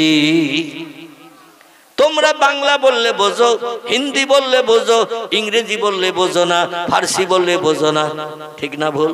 পলি, গুজরাটি, মারাঠি, মালয়ালি এরকম ভাষায় কথা বললে আমরা কি বুঝবো? মনে করবো চড়াই পাখির মতো কিচির মিচির করছে, কিছুই বুঝি না। কিন্তু আল্লাহর সব সৃষ্টির ভাষা যিনি দিয়েছেন, ওদের ভাষা তিনি বোঝেন না, বোঝেন না।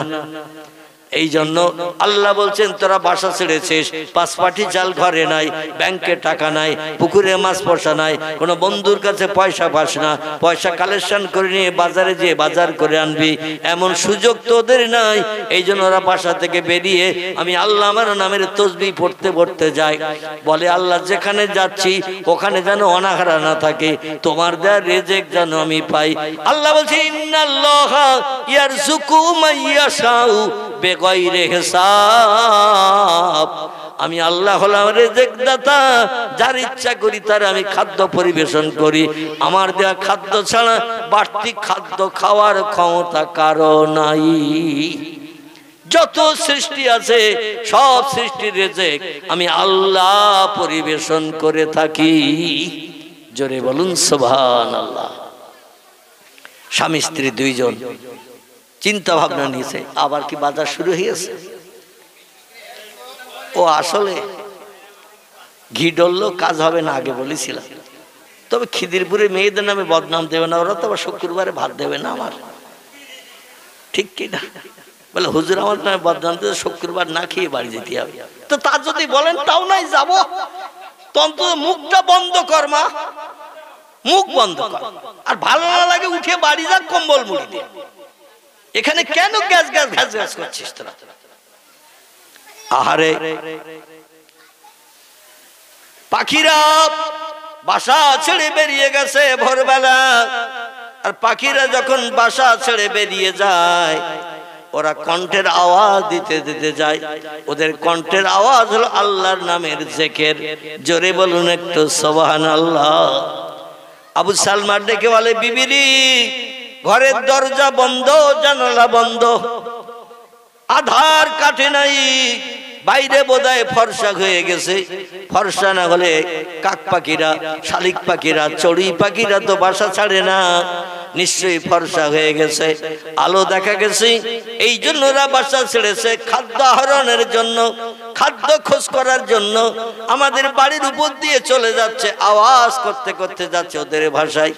আমাদের তো এখনো পর্যন্ত পরিশ্রমের মূল্য চাওয়া হয় নাই। আল্লাহর কাছে হাত তুলতে হবে তাড়াতাড়ি। সূর্য পূর্ব দিকে উদয় হয়ে গেলে আমাদের দোয়া দাবি আর কবুল হবে না, সারা রাতের পরিশ্রমের কোনো মূল্য নসিবে জুটবে না। জোরে বলুন একটু সুবহানাল্লাহ।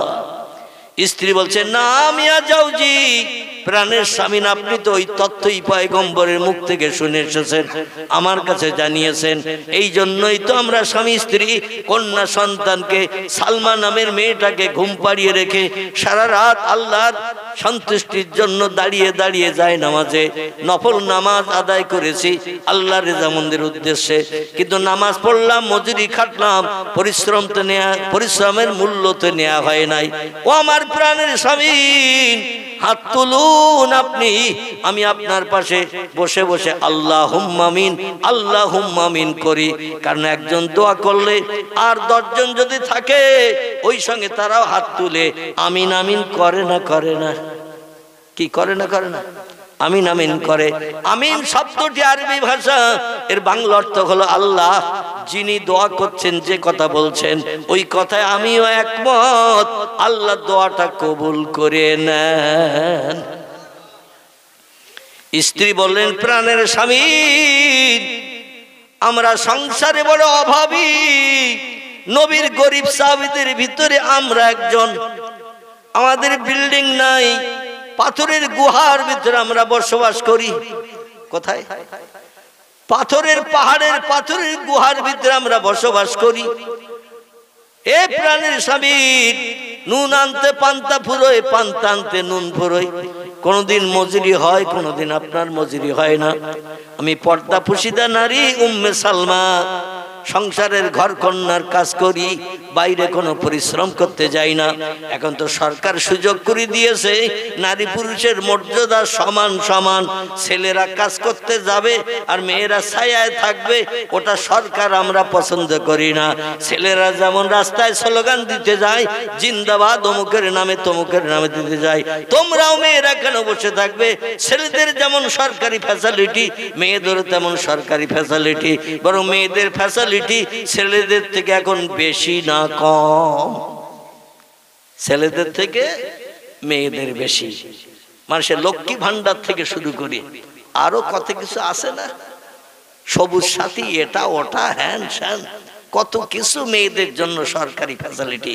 এই জন্য মেয়েদের বললো, তোমরা আর ঘরে থেকো না, ছেলেরা যেমন বাইরে বেরিয়ে যায় তোমরাও তেমন বাইরে বেরিয়ে যাও। আল্লাহর নবী সাল্লাল্লাহু আলাইহি ওয়াসাল্লাম বলছেন, মেয়েরা পর্দা পুশিদার ভিতরে ঘরকন্যার কাজ করো, পুরুষেরা রৌদ্রে পুড়বে, বর্ষায় ভিজবে, ওরা অর্থ উপার্জন করে ঘরে আনবে, তাহলে সে সংসারে আল্লাহর আসমানি রহমত বর্ষিত হবে। জোরে বলুন সুবহানাল্লাহ। সরকার ফ্যাসিলিটি দিয়েছে, কোরআন হাদিস পুড়িয়ে যাক, জ্বলিয়ে যাক, ও আর দেখার দরকার নাই। সরকার যেটা বলবে সেটা করব, কারণ সরকার আমাদের সুবিধা দেয়, আল্লাহ দেয় না। এটা অধিকাংশ মেয়ের মগজের চিন্তা ভাবনা কিনা? আল্লাহ তো কিছু দেয় না। এই জন্য আল্লাহর উপরে এখন আর তাওয়াক্কাল, ভরসা অধিকাংশ মানুষের নাই। ছেলেদেরও যেমন নাই, মেয়েদেরও তেমন নাই। এই জন্য স্ত্রী বলছেন, সংসারে অনেক অভাব, অনেক অনটন, আমাদের কোনোদিন উনানে হারিয়ে ওঠে, কোনোদিন উনানে হারিয়ে ওঠে না, না খেয়ে অনাহারা থাকতে হয়। মেয়েটার নিয়ে একটু দুশ্চিন্তার মাঝখানে থাকি, যেদিন উনানে হারিয়ে ওঠে না তার মুখে কিছু দিতে পারি না। এই জন্য প্রাণের স্বামী, আপনি বেশি দুঃখী, বেশি অভাবী, আপনার মনে সুখ শান্তি অনেক। এই জন্য আপনি আগে হাত তুলে দোয়া করেন, আমি আপনার হয়ে আমিন আমিন করব। আল্লাহ যাতে স্বামীর জন্য স্ত্রীর দোয়া বিদ্যুতের মতো কবুল করেন। জোরে বলুন সুবহানাল্লাহ। আবু সালমা ডেকে বলে, প্রাণের বিবি, এ আমার স্ত্রী উম্মে সালমা, আমি তোমার স্বামী, আমার চেহারা দেখতে ভালো না। মদিনার অধিকাংশ পুরুষদের চেহারা কম বেশি ভালো, আমার চেহারা হলো কালো, আমার ফেস কাটিং দেখতে তত ভালো না। মেয়েরা চেহারাওয়ালা, সুন্দর সৌন্দর্যওয়ালা পুরুষ বেশি পছন্দ করতে চায়, তোমার নসিবে তো সেটা জোটে নাই, কারণ তুমি কালো স্বামী দেখে পছন্দ করে বিয়ে করেছো। অর্থ সম্পদ, সোনা দানা, টাকা পয়সা, ভালো বিল্ডিং আমার নাই, ভালো শাড়ি চুড়ি কাপড় চোপড় কিনে তোমারে আমি দিতে পারি নাই। মনে তোমার কত ব্যথা, কত দুঃখ, কত অভাব। আজকে রাত্রে আল্লাহর কাছে চাইলে আল্লাহ সব দাবি কবুল করে মুখে হাসি ফুটাবেন। আমার থেকে তোমার মনে দুঃখ বেশি, ব্যথা বেশি। এই জন্য তুমি আগে হাত তুলে দোয়া করো, আমি তোমার হয়ে আমিন আমিন করি।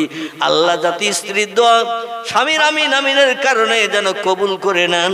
তোমার দোয়া শেষ হয়ে গেলে যদি কিছু বাড়তি বাকি থাকে, আমি শেষে হাত তুলে দোয়া করব, তুমি আমিন আমিন করিও, তবে তুমি আগে দোয়া করো, আমি পরে করব। আচ্ছা, স্বামী যে প্রস্তাবটা দিয়েছেন, প্রস্তাবটা খারাপ। মেয়েদের মনে অভাব দুঃখ থাকলে সংসারে মেয়েদের মনে ব্যথা বেশি না ছেলেদের মনে ব্যথা বেশি? মেয়েদের মনে কিন্তু ব্যথা বেশি থাকে। প্রত্যেকটি মেয়ে চায় সংসার জীবনে সুখ, এরা কোনোদিন দুঃখ পেতে চায় না। এটা হলো মেয়েদের গুড হ্যাবিট বলেন আর ব্যাড হ্যাবিট বলেন, ভালো উদ্দেশ্য বা খারাপ উদ্দেশ্য যাই বলেন, ওরা সংসারে অভাব পছন্দ করে না। ধৈর্য ধরতে চায় না। আমার ভাই আবু সালমা বলছেন তুমি আগে হাত তোলো, আল্লাহর কাছে দোয়া করো, আমি আমিন আমিন করি, আল্লাহ যাতে তোমার দোয়াটা কবুল করে নিয়ে নেয়। ও প্রাণের বিবি, তোমার চাওয়া শেষ হয়ে গেলে যদি আমার মনের খবর সব তোমার দোয়ার ভিতরে না হয়, তাহলে আমি হাত তুলবো, তুমি হাত তুলে একটু আমিন আমিন করিও। তবে লম্বা দোয়া আমার করার দরকার হবে না, তুমি তোমার জীবনের সব সুখ শান্তির কথা বলো।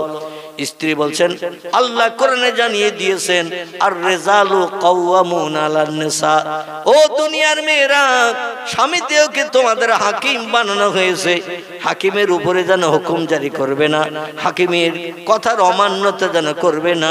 আমি নারীদেরকে চাকর বানিয়েছি স্বামীর কাছে, স্বামীদেরকে আমি মালিক বানিয়েছি, এজন্য স্বামীর উপরে যেন হুকুম জারি করবে না, কোনো নির্দেশ দেবে না, স্বামী যেটা বলবে সেটা মেনে নেবে। জোরে বলুন একটু সুবহানাল্লাহ। হযরত উম্মে সালমা আবু সালমাকে বলছেন আল্লাহ কোরআন নির্দেশ দিয়েছেন, এই জন্য আমি হাত তুলতে পারবো না, আপনি আগে হাত তোলেন, দোয়া করেন, স্বামীর অধিকার আগে দিতে হবে। আপনার চাওয়া হয়ে গেলে আমার মনের শখ যদি বলতে কিছু বাকি থাকে আমি শেষ বেলা বলবো, অন্যথা আমি আগে হাত তুলে আপনার মনের দোয়া কেড়ে নিতে চাই না। আপনি আগে হাত তুলুন। স্বামী স্ত্রী দুইজনে তর্ক বিতর্ক চলছেন ভোর রাতে, এ বলে তুমি আগে হাত তোলো, ও বলে তুমি আগে হাত তোলো, এইভাবে কথাবার্তা বাকবিতণ্ডা চলছে। আবু সালমা বলে প্রাণের স্বামী রে, এইভাবে যদি কথাবার্তা বিনিময় চলে, আমার কথা তুমি না শোনো, তোমার কথা আমি না শুনি, ভোর হয়ে গেলে সূর্য উঠে গেলে দোয়া দাবি আর কিছুই করা হবে না, আল্লাহর দরবারে সারা রাতের পরিশ্রমের কোনো মূল্য পাওয়া যাবে না। এই জন্য আমি স্বামী হিসাবে বলছি, এ আমার বিবি, আমি তোমার বেশি ভালোবাসি, মহব্বত করি, প্রেম করি, আর তোমার জীবনের সুখ শান্তি আমার থেকে অনেক বেশি, এই জন্য তুমি আগে হাত তোলো। আমি স্বামী বলছি স্বামীর হুকুমের খেলাপ করিও না, আল্লাহ কোরআনে খেলাপ করতে নিষেধ করে দিয়েছেন। স্ত্রী বললেন ইচ্ছা নাই, কিন্তু আল্লাহর কোরআনের নির্দেশ তো অমান্য করা যাবে না, স্বামীর হুকুমকে মানতেই হবে, এই জন্য আমি হাত তুলছি, আপনি আমার সঙ্গে একটু হাত তুলে আমি যখন কোনো দাবির কথা আল্লাহর কাছে করব, আপনি একটু আল্লাহুম্মা আমিন বলবেন। স্ত্রী হাত তুলেছেন, দোয়া করছেন, আয় আল্লাহ, আমি সারা রাত ইবাদত করেছি পবিত্র লাইলাতুল বরাতের রাত উপলক্ষ করে, শবে বরাতের রাত উপলক্ষ করে, ইজ্জতপূর্ণ রাত উপলক্ষ করে, নফল নামাজ পড়তে পড়তে ভোর হয়ে গেছে, পাখি ডাকছে ঘরে মাথার উপর দিয়ে যাচ্ছে, শুনতে পাচ্ছি, ফর্সা হয়ে গেছে পৃথিবী, কিছু আলো হালকা হালকা দেখা যাচ্ছে, একটু বাদেই সূর্যোদয় হয়ে যাবে। আল্লাহ তোমার কাছে হাত তুলে দোয়া চাই, আমার স্বামীর মরণটা আমার আগে করিও। জোরে বলা যাবে না একটু সুবহানাল্লাহ? আর একটু জোরে হবে না? নারায়ে তাকবীর। আর আমাদের মেয়েরা যখন নামাজ পড়ে, নামাজ পড়ে হাত তুলে কি দোয়া করে, আল্লাহ খোকার বাপের হায়াতে বাঁচিয়ে রেখো, আমার মরণটা আগে করিও। এ ঠিক বললাম না ভুল বললাম? অধিকাংশ মেয়েরা চায় স্বামী বেঁচে থাক, আমি আগে মারা যাই। কিন্তু হযরতে উম্মে সালমা বলছেন আল্লাহ আমার স্বামীর মরণটা আমার আগে করিও। ভোর হয়ে গেছে, সূর্য উদয় হবে, পাখি ডাকতে ডাকতে চলে গেছে, সূর্য উদয় হয়ে গেলে আর দোয়া কবুল হবে না। এদিকে লক্ষ্য করে উম্মে সালমা আর কিছুই বলেননি, শুধু বলেন আল্লাহ আমার মরণের আগে আমার স্বামীর মরণটা করিও, লা ইলাহা ইল্লাল্লাহ। দোয়া শেষ। আর আমরা বলি আল্লাহ সপ্তাহে 3 দিন যেন ইলিশ মাছ তালপুকুরের বাজার থেকে স্বামী আনতে পারে, ভালো মন্দ বাজার করতে পারে, ঈদুল ফিতরে ঈদের সময় যেন সাউথ ইন্ডিয়ান বেনারসি শাড়ি একটা এনে দেয়।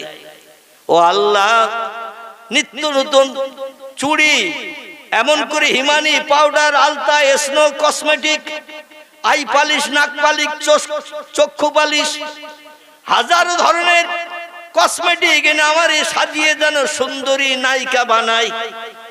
আয় আল্লাহ 2 দিন না খাই না খাবো, 3 দিন হাড়ি ওঠেন না, ওঠে না উঠুক, আল্লাহ আমার যেন সাজিয়ে গুছিয়ে সুন্দরী যুবতী নারী বানিয়ে রাখে। আমার সঙ্গে প্রেম মহব্বত ভালোবাসা যেন গাঢ়তর থাকে, সংসারে কোনোদিন ঝগড়া ঝাঁটি অশান্তি না হয়। মেয়েরা এসব দোয়া করে না। স্বামী স্ত্রী সংসার জীবনে সুখ পাবে, এই জন্য কত কিছু দাবি করবে। দোয়া করতে করতে 2-10 মিনিটেও দোয়া শেষ হবে না।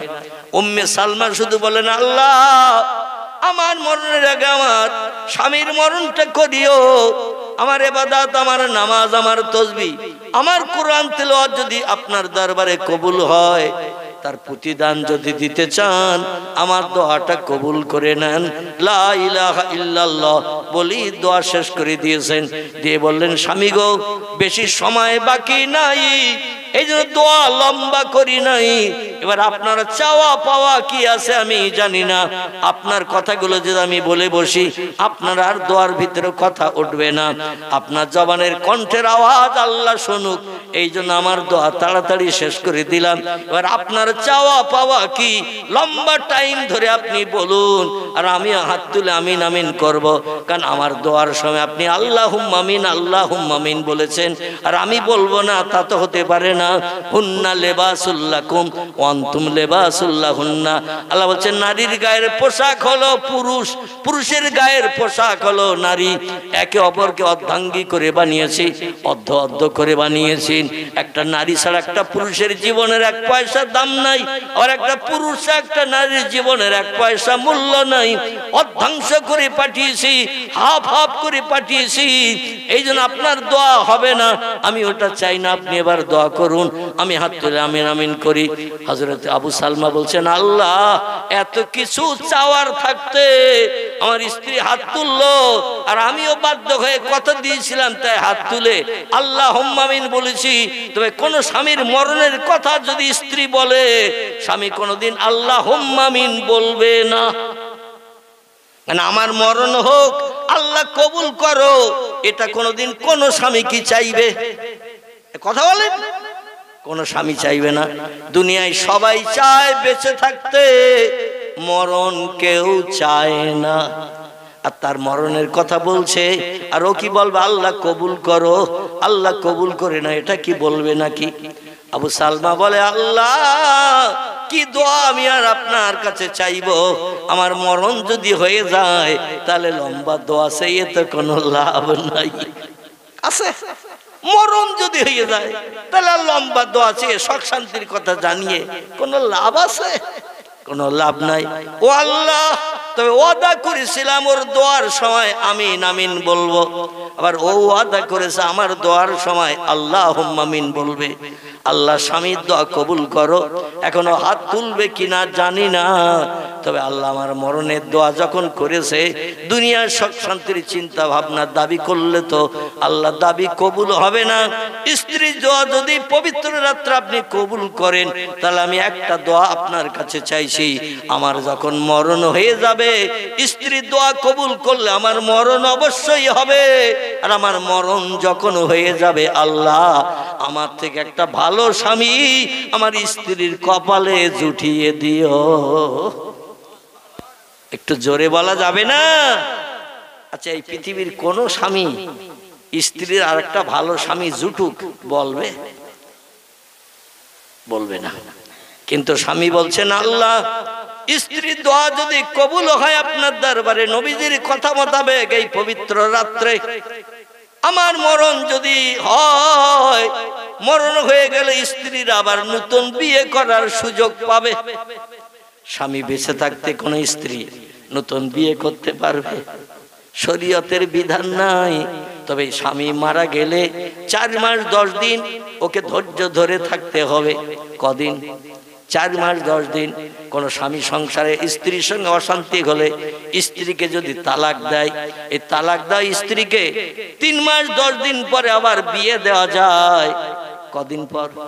3 মাস 10 দিন পরে আবার বিয়ে দেওয়া যায়। কিন্তু স্বামী যদি মারা যায়, শরীয়তের বিধান আবার একটু বাড়তি সময় ধৈর্য ধরে সবর করে থাকতে হয়। সেটা হলো 4 মাস। 4 মাস অতিবাহিত হয়ে গেলে আমার স্ত্রী নতুন বিয়ে করার সুযোগ পেয়ে যাবে। গো আল্লাহ, তো আমার চেহারা দেখতে ভালো না, নতুন স্বামী যেটা ওর কপালে জুটবে, কারণ যৌবনাক্ত মদিনার কয়েকটা সুন্দরী নারীর ভিতরে আমার স্ত্রীও ওই নম্বরে পড়ে। মদিনায় যত সুন্দরী নারী আছে ওই সুন্দরী নারীর ভিতরে আমার বিবির নামটাও আছে। এত রূপবতী সুন্দরী লাবণ্যময়ী যুবতী আল্লাহ তুমি আমার স্ত্রীকে বানিয়েছো। ৫-৬ জন কিংবা ৭ জন সুন্দরী নারী যদি মদিনায় থাকে, এর ভিতরে হযরতে মায়েশাতুল হুমায়রা রাদিয়াল্লাহু ছিলেন, জোরে বলুন একটু সুবহানাল্লাহ। হযরত উম্মে সালমা ছিলেন। প্রিয় নবী মুহাম্মদ রাসূলুল্লাহর বিবিগণদের ভিতরে কয়েকজন স্ত্রী দেখতে সুন্দরী ছিল। আমার ভাইরা, উম্মে সালমাও নবীর সাহাবী এবং করে সাহাবিয়া, দুইজন দেখতে, একজন ছিল খুব সুন্দরী, এ হলো হযরত উম্মে সালমা। আবু সালমা ছিল চেহারা একটু কুৎসিত, তবে আমল কালামে ছিল উচ্চাঙ্গের। জোরে বলুন একটু সুবহানাল্লাহ।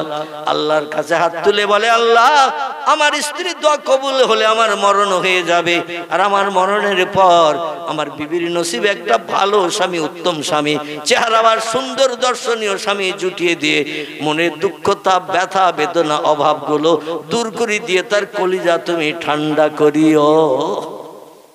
দুইজনের দোয়া এই ভোরবেলা আল্লাহর দরবারে পবিত্র রাতে কবুল হয়ে গেছে। জোরে বলুন সুবহানাল্লাহ। কারণ দুইজন স্বামী স্ত্রী চোখের পানি নির্গত করেছেন সারা রাতের পরিশ্রমের মূল্য নেয়ার জন্য। আল্লাহর দরবারে কেঁদে দোয়া করেছেন, যার কারণে আল্লাহর দরবারে দুইজনের দোয়া কবুল হয়ে গেছে।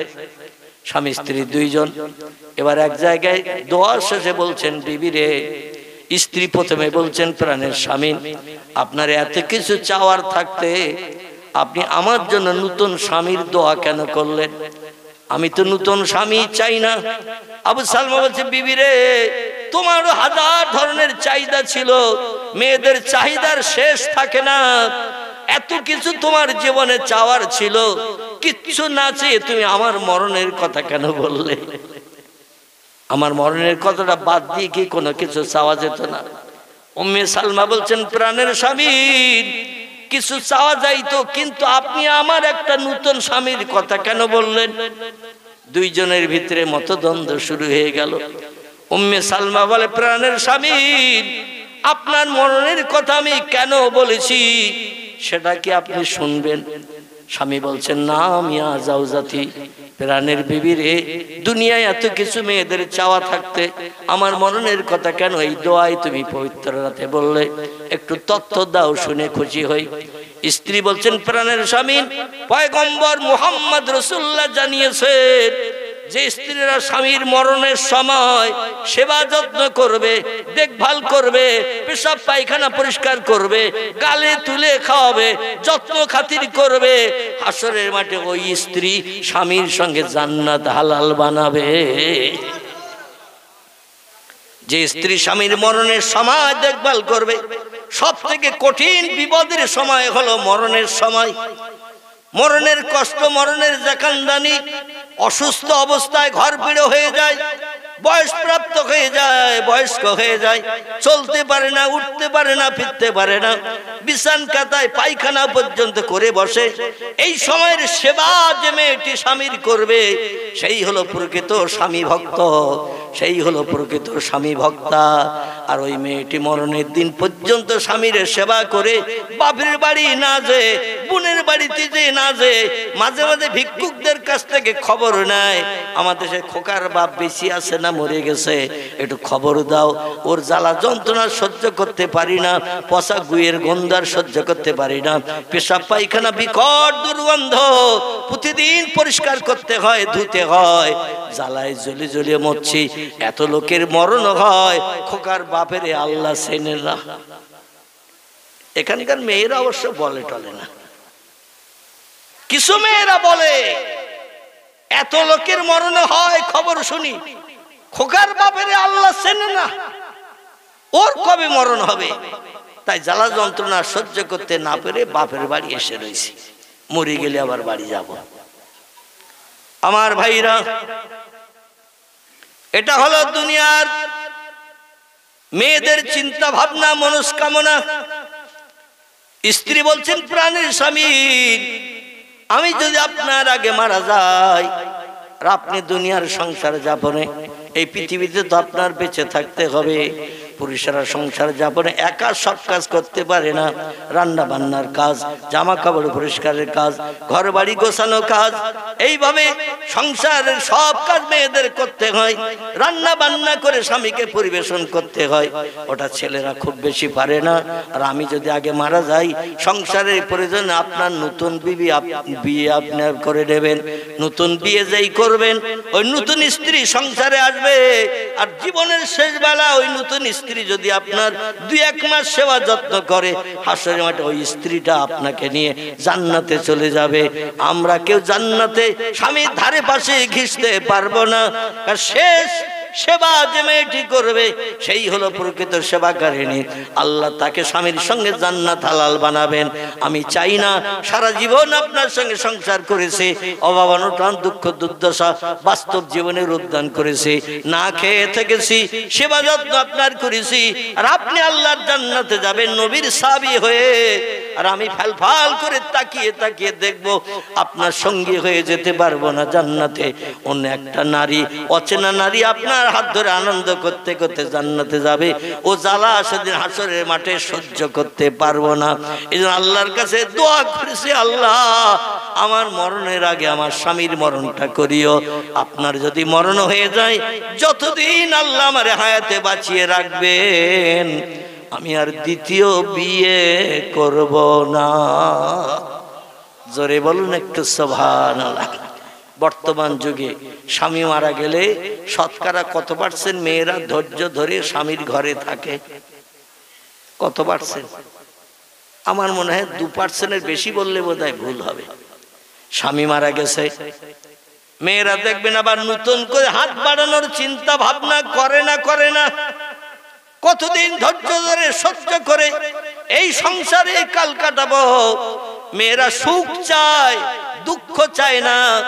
এই জন্য বাধ্য হয়ে হযরতে উম্মে সালমা বলছেন, আল্লাহ আমারে যতদিন হায়াতে বাঁচিয়ে রাখবেন, আমি ধৈর্য ধরে সবর এখতিয়ার করে বিধবা হয়ে থাকবো।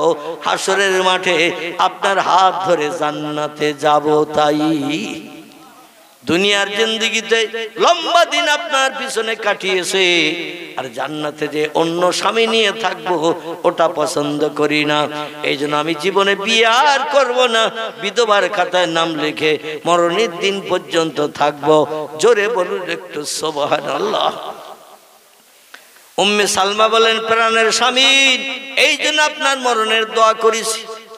আবু সালমা বলে, বিবিরি আমি মনে মনে ধারণা করলাম ঠিক মতো খেতে দিতে পারি না, ঠিক মতো পোশাক দিতে পারি না, ঠিক মতো তোমার মনের স্বাদ মেটাতে পারি না, শখ শান্তি মেটাতে পারি না।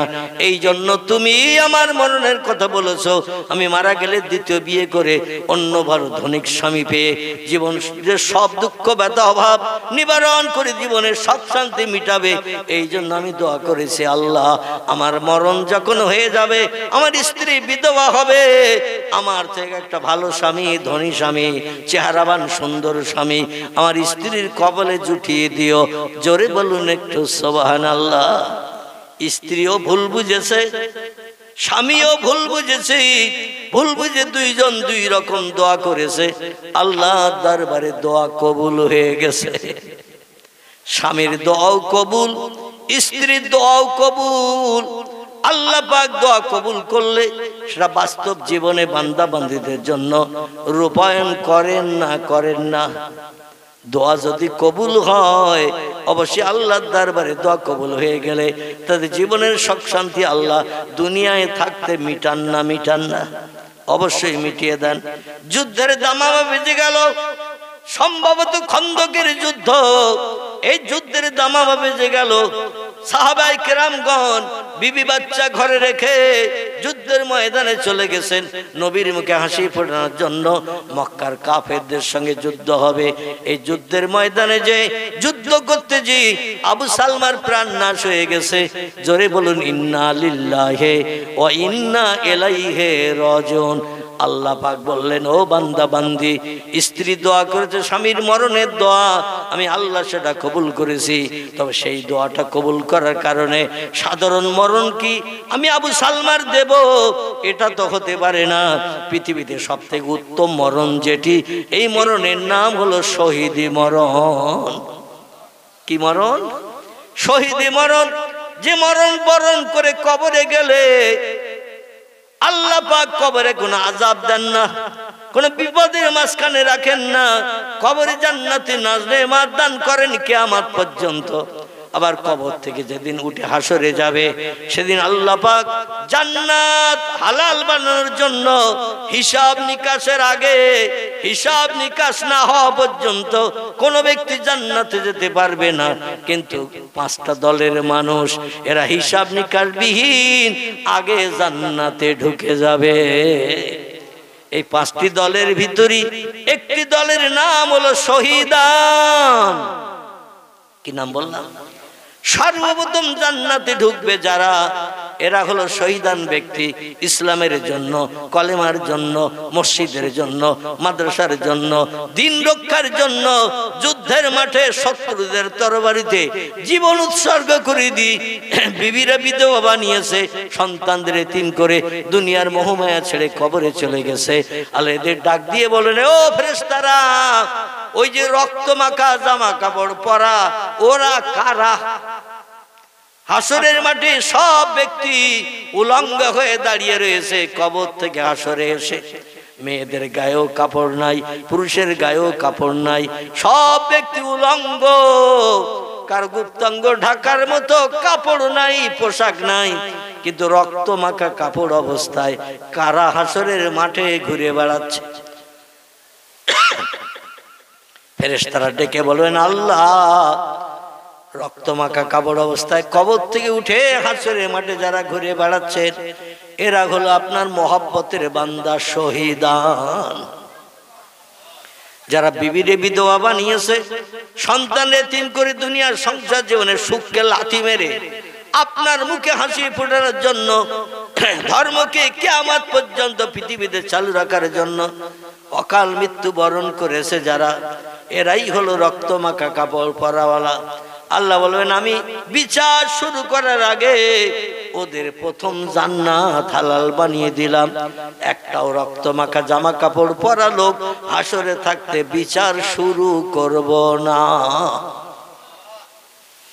আল্লাহ বলেন, সেই মরণ আমি আবু সালমার দিলাম। কারে দিলাম? সেই মরণ উম্মে সালমার স্বামী আবু সালমার দিলাম, যাতে হাসরের মাঠে 50,000 বছর লম্বা দিন সূর্যের রৌদ্রে দাঁড়ানোর দরকার থাকবে না। বিচারের জন্য কবর থেকে হাসরে যাবে, আর হাসরের মাঠ থেকে সরাসরি জান্নাতে যাবে। লম্বা দিন সূর্যের রৌদ্রে দগ্ধ হবে না। জোরে বলুন একটু সুবহানাল্লাহ। আবু সালমার জন্য এই নসিব আল্লাহ দান করে দিয়েছেন। বাকি আছে কে?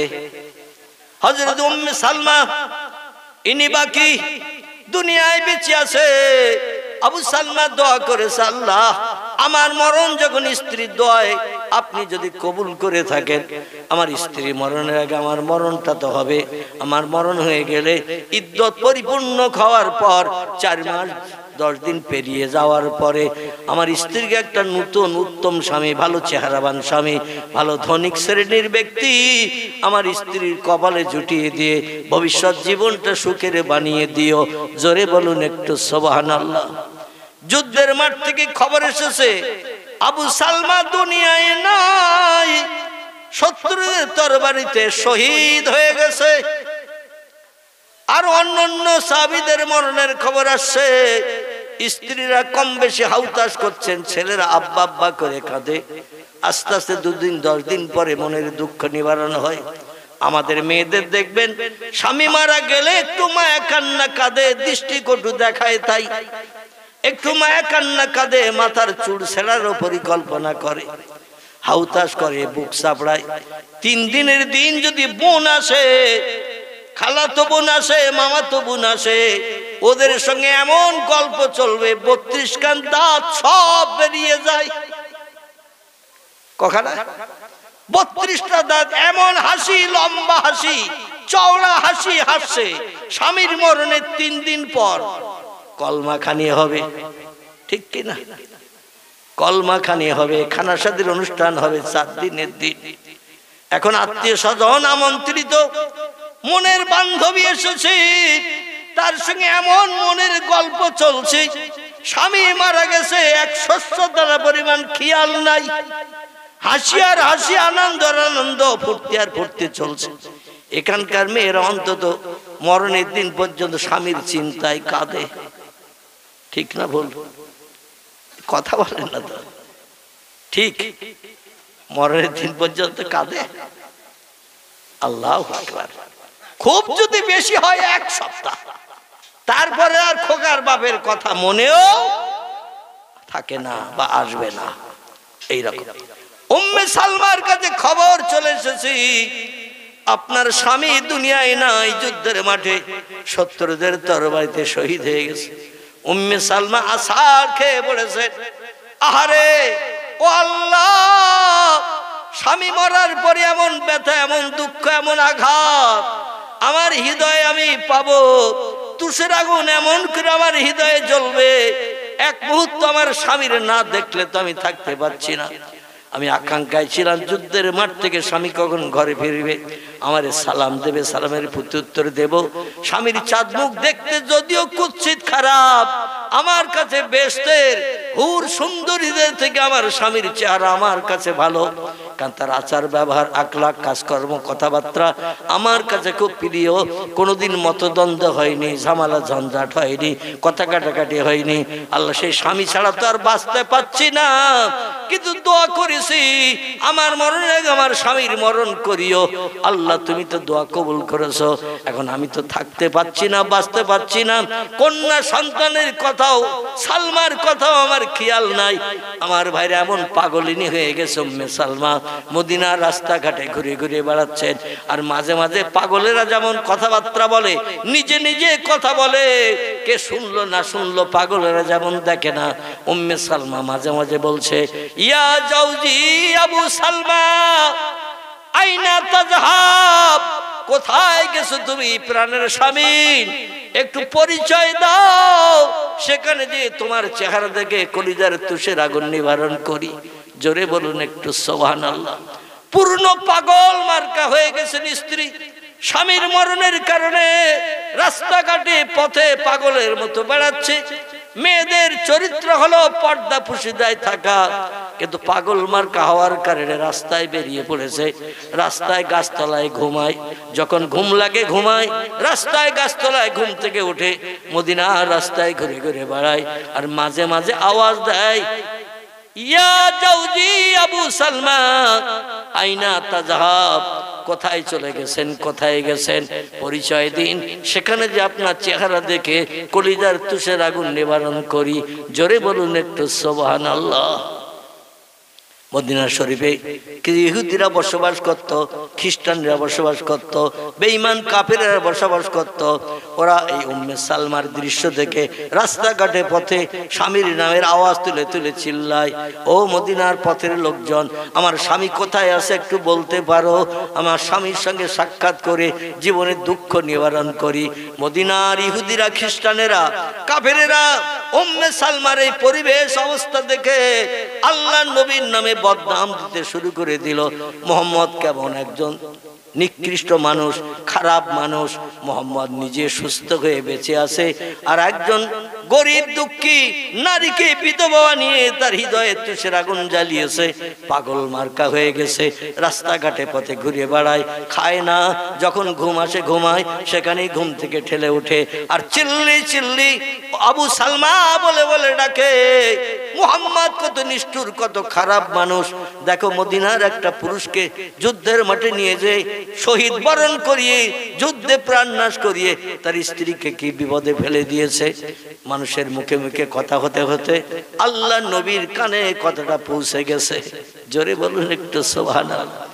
আল্লাহ বলছেন, ইন্নাকা লাআলা খুলুকিন আযীম ওমা আরসালনাকা ইল্লা রাহমাতাল লিল আলামিন। ও পৃথিবীর মানুষ, তোমরা শোনো, আমার পয়গম্বর মুহাম্মদ রাসূলুল্লাহকে দুঃখের দুঃখ মোচনের জন্য, অভাবীর অভাব দূর করার জন্য, ক্ষুধার্তের ক্ষুধা নিবৃত্তির জন্য, ক্রন্দনরত ব্যক্তির চোখের পানি মোচনের জন্য দয়ার সাগর করুণার আধার করে বিশ্ব মাঝার আমি পাঠিয়েছি। এমন কোনো দুঃখী নাই মুহাম্মদের কাছে আসলে দুঃখ নিয়ে ফিরে যায়, কোনো অভাবে নাই, অভাব নিয়ে ফিরে চলে যাবে। মুহাম্মদ সকলের সমস্যার সমাধান করে মুখে হাসি ফুটিয়ে বাড়ি পাঠাবেন। এই জন্য তার নামের পাশে সার্টিফিকেট দিয়েছি রাহমাতাল লিল আলামিন। জোরে বলুন একটু সুবহানাল্লাহ। বিশ্বনবী ডেকে বললেন, উম্মে সালমা পাগলিনী হয়ে গেছে, সেই খোদার কসম আরো অনেক সাহাবী মারা গেছে, তাদের বিবিরা 2 দিন 10 দিন ক্রন্দন করে বুকে পাথর বেঁধে সান্ত্বনা নিয়ে বাচ্চা কাচ্চা নিয়ে সংসার পরিচালনা করছেন। কিন্তু উম্মে সালমাকে দেখছি আলাদা ব্যাপার, ও তো ঘর বাড়ি ছেড়ে দিয়েছে, কন্যা সন্তানের খবর রাখে না, কোথায় আছে আমার মেয়েটা সালমা, কোথায় আছে তাও খবর রাখে না। স্বামীর প্রেমে এত মশগুল ছিল, পাগল হয়ে যে রাস্তাঘাটে ঘুরে বেড়ায়, বিধর্মীরা আমার নামে বদনাম দেয়। ওই লোকটার যুদ্ধের মাঠে না গিয়ে নিয়ে গেলে ওর বিবিটার এই রকম অবস্থা হতো না। আমি চাই উম্মে সালমার মুখে হাসি ফুটাতে। এ আমার সাহাবীরা, তোমাদের ভিতরে সব থেকে আমলে বেশি কে? সাহাবীরা বলে, ইয়া রাসূলুল্লাহ, আপনার সাহাবীদের ভিতরে সব থেকে আমলে বেশি হলো আবু বকর সিদ্দিক। নবী বললেন, আবু বকর ওই আমার সাহাবিয়া দুঃখী নারী, স্বামী হারা বিধবা। উম্মে সালমা পাগল হয়ে গেছে স্বামী হারা হওয়ার কারণে। তুমি যে বিয়ের প্রস্তাব দাও, উম্মে সালমাকে বিবি বানিয়ে নাও, জীবনের দুঃখ দুর্দশা নিবারণ করো, শরীয়তের আইন মোতাবেক উম্মে সালমার মনের তুষের আগুন নিবারণ হয়ে যাক। আবু বকর তুমি যে বিয়ের প্রস্তাব দাও। আবু বকর বিশ্ব নবীর কথা শুনে বিয়ের ইচ্ছা ছিল না, কিন্তু নবী বলেছেন নবীর কথা তো অ্যাভয়েড করা যাবে না। এই জন্য আবু বকর সিদ্দিক প্রস্তাব নিয়ে চলেছেন উম্মে সালমাকে পেতে। বাড়ি এসে পেলেন না, বলে উম্মে সালমা কোথায় আছে একটু বলো। ও সবাই বলল, উনি রাস্তাঘাটে ঘুরে বেড়ান, গাছতলায় ঘুমান, গাছতলায় ঘুম থেকে ওঠে, খাওয়া দাওয়ারও চিন্তা ভাবনা নাই, কতদিন অনাহারা থাকে তাও আমরা জানি না, পিপাসার পানিও পান করে না, পাগল হয়ে বেড়াচ্ছে। আর আবু সালমা বলে বলে ডাকতে শুরু করেছে। বলে তাহলে কোথায় পাওয়া যাবে তারে? বলে মদিনার এই রাস্তায় খোঁজ করে, এইদিকে বেশি বেশি করে। আবু বকর সিদ্দিক খুঁজতে খুঁজতে উম্মে সালমারে পাগলিনীরে রাস্তার উপরে পেয়ে গেছে। বলেন, কুম ইয়া আইয়ুহান নিসা, এ মদিনার সাহাবিয়া নারী, বিশ্ব নবীর উম্মতি, একটু দাঁড়াও। উম্মে সালমা বলছে, মা নান্তা মা ইসমুকা, কে আপনি আপনার পরিচয় দিল। বলে, আনা বেকারিন, আপনি কি আমাকে চেনেন না, আমারে কি জানেন না? বলছে, আমি আমার স্বামীর চেহারা দেখার জন্য পাগল হয়ে আছি, কোন মানুষকে আমি এখন আর চিনি না, বুঝি না, আমার স্বামী কখন সামনে আসবে তারে দেখবো, কলিজার তুষের আগুন নিবারণ করব। মা নাম থাকে, আপনি আপনার পরিচয় দিন। উনি বললেন, আমি পয়গম্বরের প্রিয় সাহাবী, আমি হলাম আবু বকর ইবনে আবু কুহাফা। জোরে বলুন একটু সুবহানাল্লাহ। বলে, আপনি কি জন্য এসেছেন, কি প্রয়োজনে আমার কাছে এসেছেন? বলছেন, পয়গম্বর মুহাম্মদ রাসূলুল্লাহ পাঠিয়ে দিয়েছেন আপনাকে বিয়ে করে আমার স্ত্রী বানাতে, জীবনের সব দুঃখ দুর্দশা নিবারণ করতে, স্বামীর অভাব দূর করতে আল্লাহর পয়গম্বর পাঠিয়েছেন। যতদিন হায়াতে বাঁচবেন আপনাকে স্ত্রী হিসাবে সব দুঃখ ব্যথা নিবারণ করার দায়িত্ব আমি নিলাম। আমি নিজে না খেয়েও আপনাকে খাইয়ে রাখবো নবীজির কথা মোতাবেক। জোরে বলুন সুবহানাল্লাহ। উম্মে সালমা বললেন, বিয়ের চিন্তা ভাবনা আমার মগজে নাই, যদি আমার উপকার করেন, আমার স্বামী কোথায় আছে একটু খবর দেন। আবু বকর বললেন, পাগলিনী মেয়েকে তো বোঝানো যাবে না, এ তো বিয়ের পিড়িতার বসতে চায় না, এখন এর স্বামী কোথায় খোঁজ খবর চাইছে। আমি সারা জীবন যদি চেষ্টা করি তার স্বামীর খবর বলতে পারবো না, কেন স্বামী তো কবরস্থ হয়ে গেছে। জোরে বলুন একটু সুবহানাল্লাহ। আবু বকর বিফল মনোরথে ফিরে চলে গেল, প্রস্তাব প্রত্যাখ্যান করলেন উম্মে সালমা। নবীর কাছে গেলেন, নবী বলছেন, এ আবু বকর, খবর কি? মা ফালতা, কি কাজ করেছো, কি খবর নিয়ে এসেছো বলো। আবু বকর বলছে ইয়া রাসূলুল্লাহ আপনার কথা মোতাবেক প্রস্তাব দিলাম, কিন্তু মেয়েটা এমন পাগলিনী, পাগল হয়ে গেছে, দুনিয়ার কোনো পুরুষকে পর্যন্ত চেনে না, আর বিয়ের চিন্তা ভাবনা তার মগজে নাই, সম্মতি না থাকলে তো বিয়ে হয় না, ওর বিয়ের কোনো চিন্তা ভাবনা নাই, বরং উল্টে প্রস্তাব রাখলো আমার স্বামীর খবর যদি বলে দিতে পারো কোথায় আছে আমি বড় খুশি হব, আমার স্বামীর খবরটা বলো। আবু বকর বললেন সে তো কবরস্থ হয়ে গেছে, শহীদ হয়েছে যুদ্ধের মাঠে, কবর দেয়া হয়ে গেছে, স্বামীর খবর তো আমি জিন্দাবস্থায় আর দিতে পারবো না, এই জন্য আমি ফিরে চলে এসেছি। রাসূল বললেন আবু বকর আমার বয়সের থেকে তোমার 2 বছর বয়স কম। ক বছর? তোমার 2 বছর বয়স আমার বয়সের থেকে কম, আমি বৃদ্ধ বুড়ো হয়ে গেছি, তুমিও বুড়ো হয়ে গেছো। উম্মে সালমার সুন্দরী যুবতী নারী, মদিনার 5টা সুন্দরী মেয়ের ভিতরে উম্মে সালমাও একটা সুন্দরী মেয়ে, তোমারও তো বুড়ো মানুষ পছন্দ করেনি বলে প্রস্তাব প্রত্যাখ্যান করে দিয়েছে। এজন্য আমার প্রিয় সাহাবী, মহব্বতের সাহাবী খত্তবের বেটা ওমরকে পাঠিয়ে দেখি, বীর যোদ্ধা ওমরের নাম কম বেশি সকলে জানে, আল্লাহ তার সংসার জীবনকে সুখে চালায়, ওমরের অর্থ সম্পদ আছে, ওমর যে প্রস্তাব দিলে অভাবী নারীটা নিশ্চয়ই প্রস্তাব কবুল করবে। ওমরকে বলেন ইয়া ওমর, এ ওমর তুমি যাও। হযরত ওমর রাদিয়াল্লাহু চলে আসলেন, খুঁজে খুঁজে রাস্তায় উম্মে সালমারে পেলেন, বাড়ি ঘরে আর থাকেন না, সালাম দিলেন, সালামের প্রত্যুত্তর উম্মে সালমা দিলেন, দিয়ে বললেন মান আনতা মা ইসমুকা, কে আপনি, আপনার পরিচয় কি? উনি বলেন আনা ওমর বিন খাত্তাব, আমি খাত্তাবের বেটা ওমর। বলছে কি খবর, কি জন্য এসেছেন? বলে আল্লাহর পয়গম্বর পাঠিয়ে দিয়েছেন জীবনের দুঃখ দুর্দশা ভাব নিবারণের জন্য আপনাকে আমি বিয়ের প্রস্তাব নিয়ে এসেছি, জীবনের সব সমস্যার সমাধান মরণের দিন পর্যন্ত আমি দায়িত্ব নিলাম করব, আপনার কোনো অভাব রাখবো না, আমার প্রস্তাবে রাজি হয়ে যান, বিয়ের পিড়িতে বসতে রাজি হয়ে যান।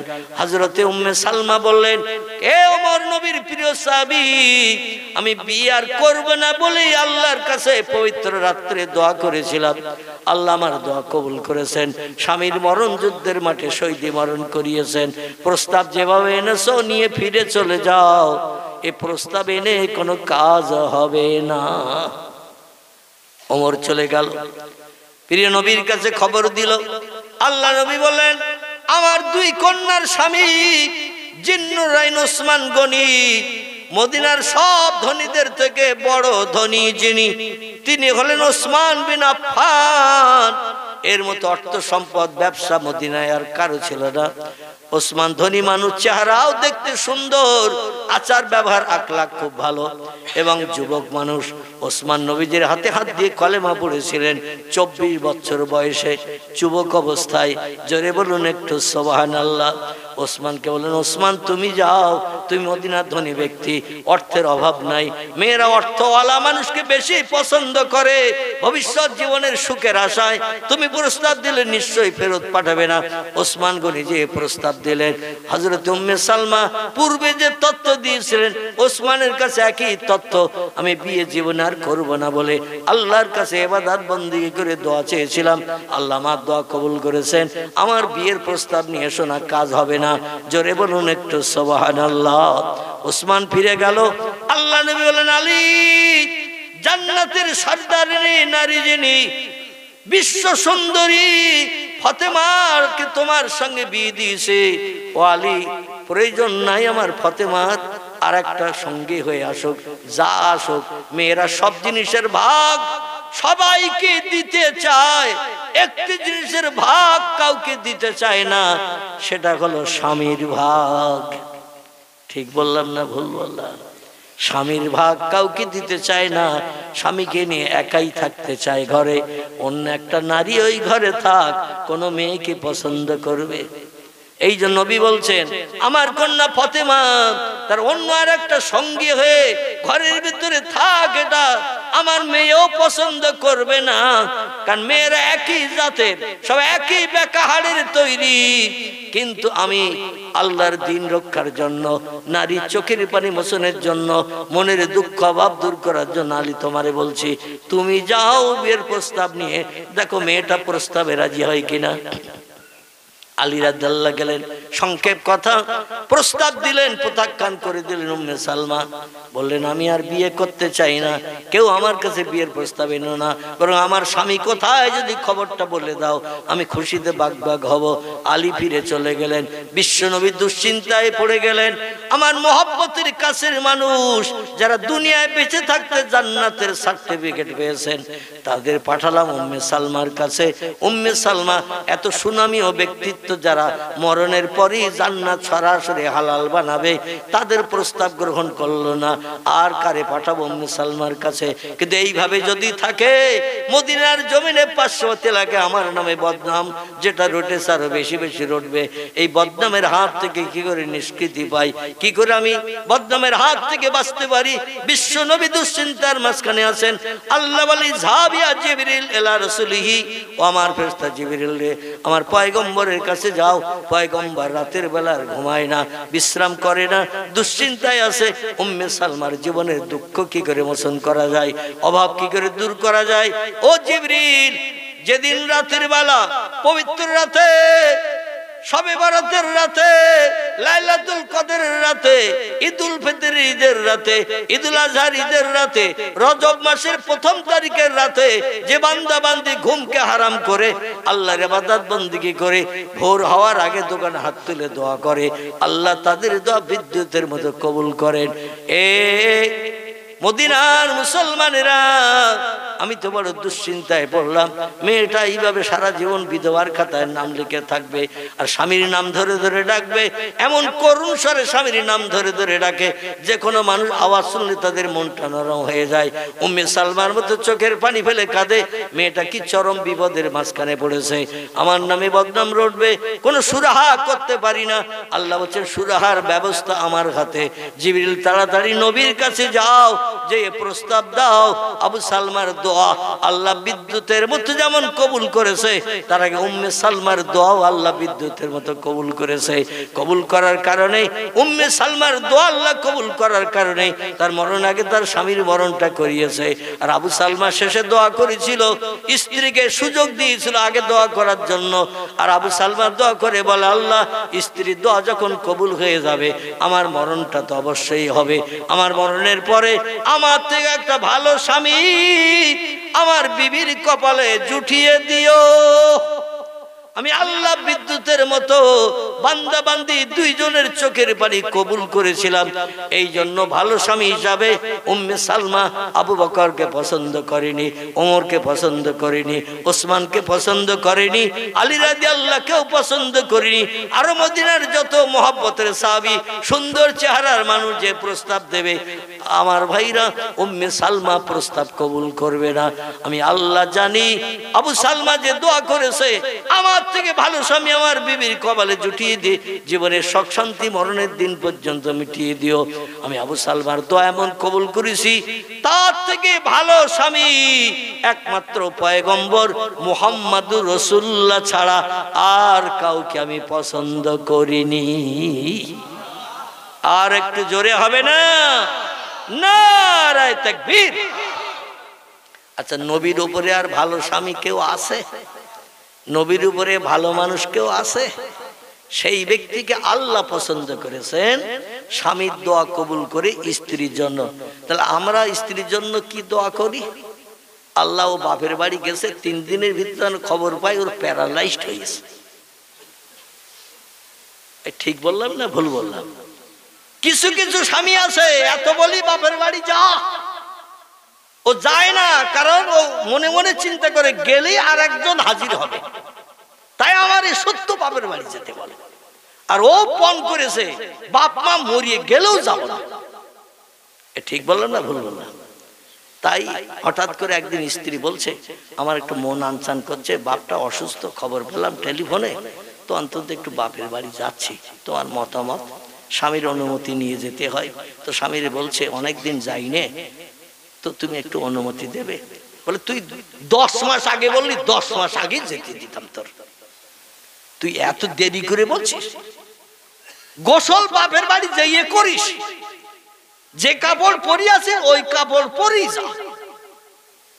এখানকার স্বামীরা অবশ্য এরকম বলে টলে না, একটু সেজে গুজে যাওয়ার সুযোগ দেয়। কারণ স্ত্রী যেই যাবে 3 দিনের ভিতরে আর যার সঙ্গে কথাবার্তা ইন্টু বিন্টু হয়ে আছে, রাতের বেলা মোবাইলে রোজ অ্যাকশন হয়, তারে বলে তোমারে ছাড়া আর বাঁচতে পারি না, আমার ঘুম হয় না। ও বলে তোমার বউকে আগে সরাও, তারপরে চিন্তা ভাবনা আমার। আচ্ছা, ও মেয়েটা বলে না এই কথা? ও মেয়েটা বলে আগে বউ সরাও, তারপরে আমি তোমার বাড়ি যাব না যাব চিন্তা ভাবনা করব।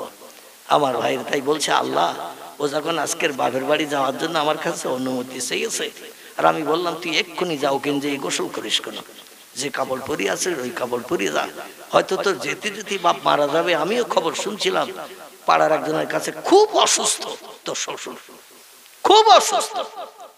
আর যেই স্ত্রী চলে গেছে আল্লাহর কাছে হাত তুলে বলছে, আল্লাহ 3 দিনের ভিতরে যেন খবর পাই ওর প্যারালাইজড হয়ে গেছে, মানে হাত পা পক্ষঘাত হয়েছে, আর নড়ে না চড়ে না, ও যেন বাড়ি ফিরতে পর্যন্ত না পারে।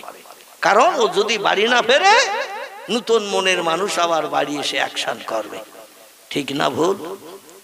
আবার মাঝে মাঝে অনেক স্ত্রী আছে এরাও স্বামীর বিরুদ্ধে ওই রকম দোয়া করে, ঠিক বললাম না ভুল বললাম?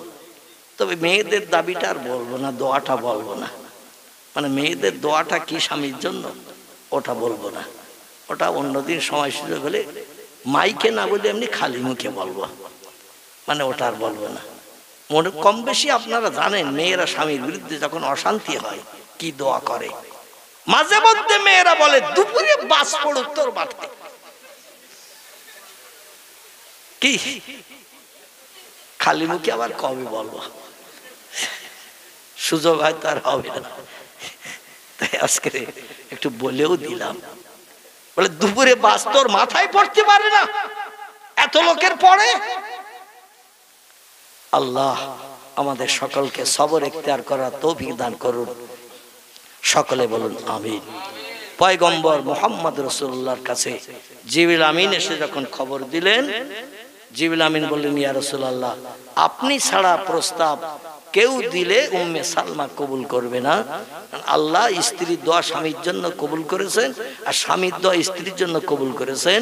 আবু সালমার থেকে ভালো স্বামী এই পৃথিবীতে আল্লাহ পছন্দ করেছেন উম্মে সালমার জন্য আপনি।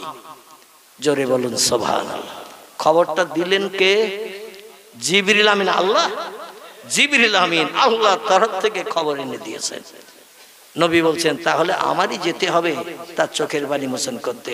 জিবরিল বলেন, নাম ইয়া রাসূলুল্লাহ, কারণ আপনি যে বিয়ের প্রস্তাব না দিলে মেয়েটার চোখের পানি মুছছে না, পাগলিনী কাটতেছে না, আপনার নামে দেশের মানুষ উল্টো পাল্টা বদনাম দিচ্ছে, এই জন্য আপনি যে প্রস্তাব দিন। রাসূল পাক সাল্লাল্লাহু আলাইহি ওয়াসাল্লাম নিজের বাসভূমি ছেড়ে চলে আসলেন উম্মে সালমার খোঁজে মদিনায়। রাস্তার উপরে পেয়ে গেলেন, বললেন, এ মদিনার নারী, আমি পয়গম্বর মুহাম্মদ রাসূলুল্লাহ তোমাকে বলছি, আল্লাহ পাক তোমার চোখের পানি মোচনের জন্য, অভাব দূর করার জন্য, জীবনের শোক শান্তি মেটানোর জন্য, আমার স্ত্রী বনার জন্য আল্লাহর তরফ থেকে হুকুম হয়েছে, তাই আমি এসেছি তোমার কাছে প্রস্তাব নিয়ে। আমাকে কি তুমি স্বামী হিসাবে কবুল করবে, মেনে নেবে? উম্মে সালমা বলছেন, জীবনে পণ করেছিলাম বিয়ের পিড়িতে আর বলবো না, নতুন কোন স্বামীর সোহাগার নেব না, কিন্তু পয়গম্বরের উপরে দামি মানুষ তো পৃথিবীতে আর কেউ নাই। এই জন্য আমার স্বামী আবু সালমার থেকে মুহাম্মদ রাসূলুল্লাহ কোটি কোটি গুণে উত্তম। তাই আমার পণ ভেঙে বিয়ের ইচ্ছা আমার নাই, আর জীবনে পণ করেছিলাম বিয়ে আর করব না, কিন্তু মুহাম্মদুর রাসূলুল্লাহ সে প্রস্তাব দিয়েছেন, নবীকে ফেরত পাঠালে আল্লাহ খুশি হবে, আসলে আল্লাহ আমার উপরে নারাজ হয়ে যাবে। এই জন্য আমার পণ ভেঙে আমি আপনার সঙ্গে বিয়ের প্রস্তাবে রাজি হলাম।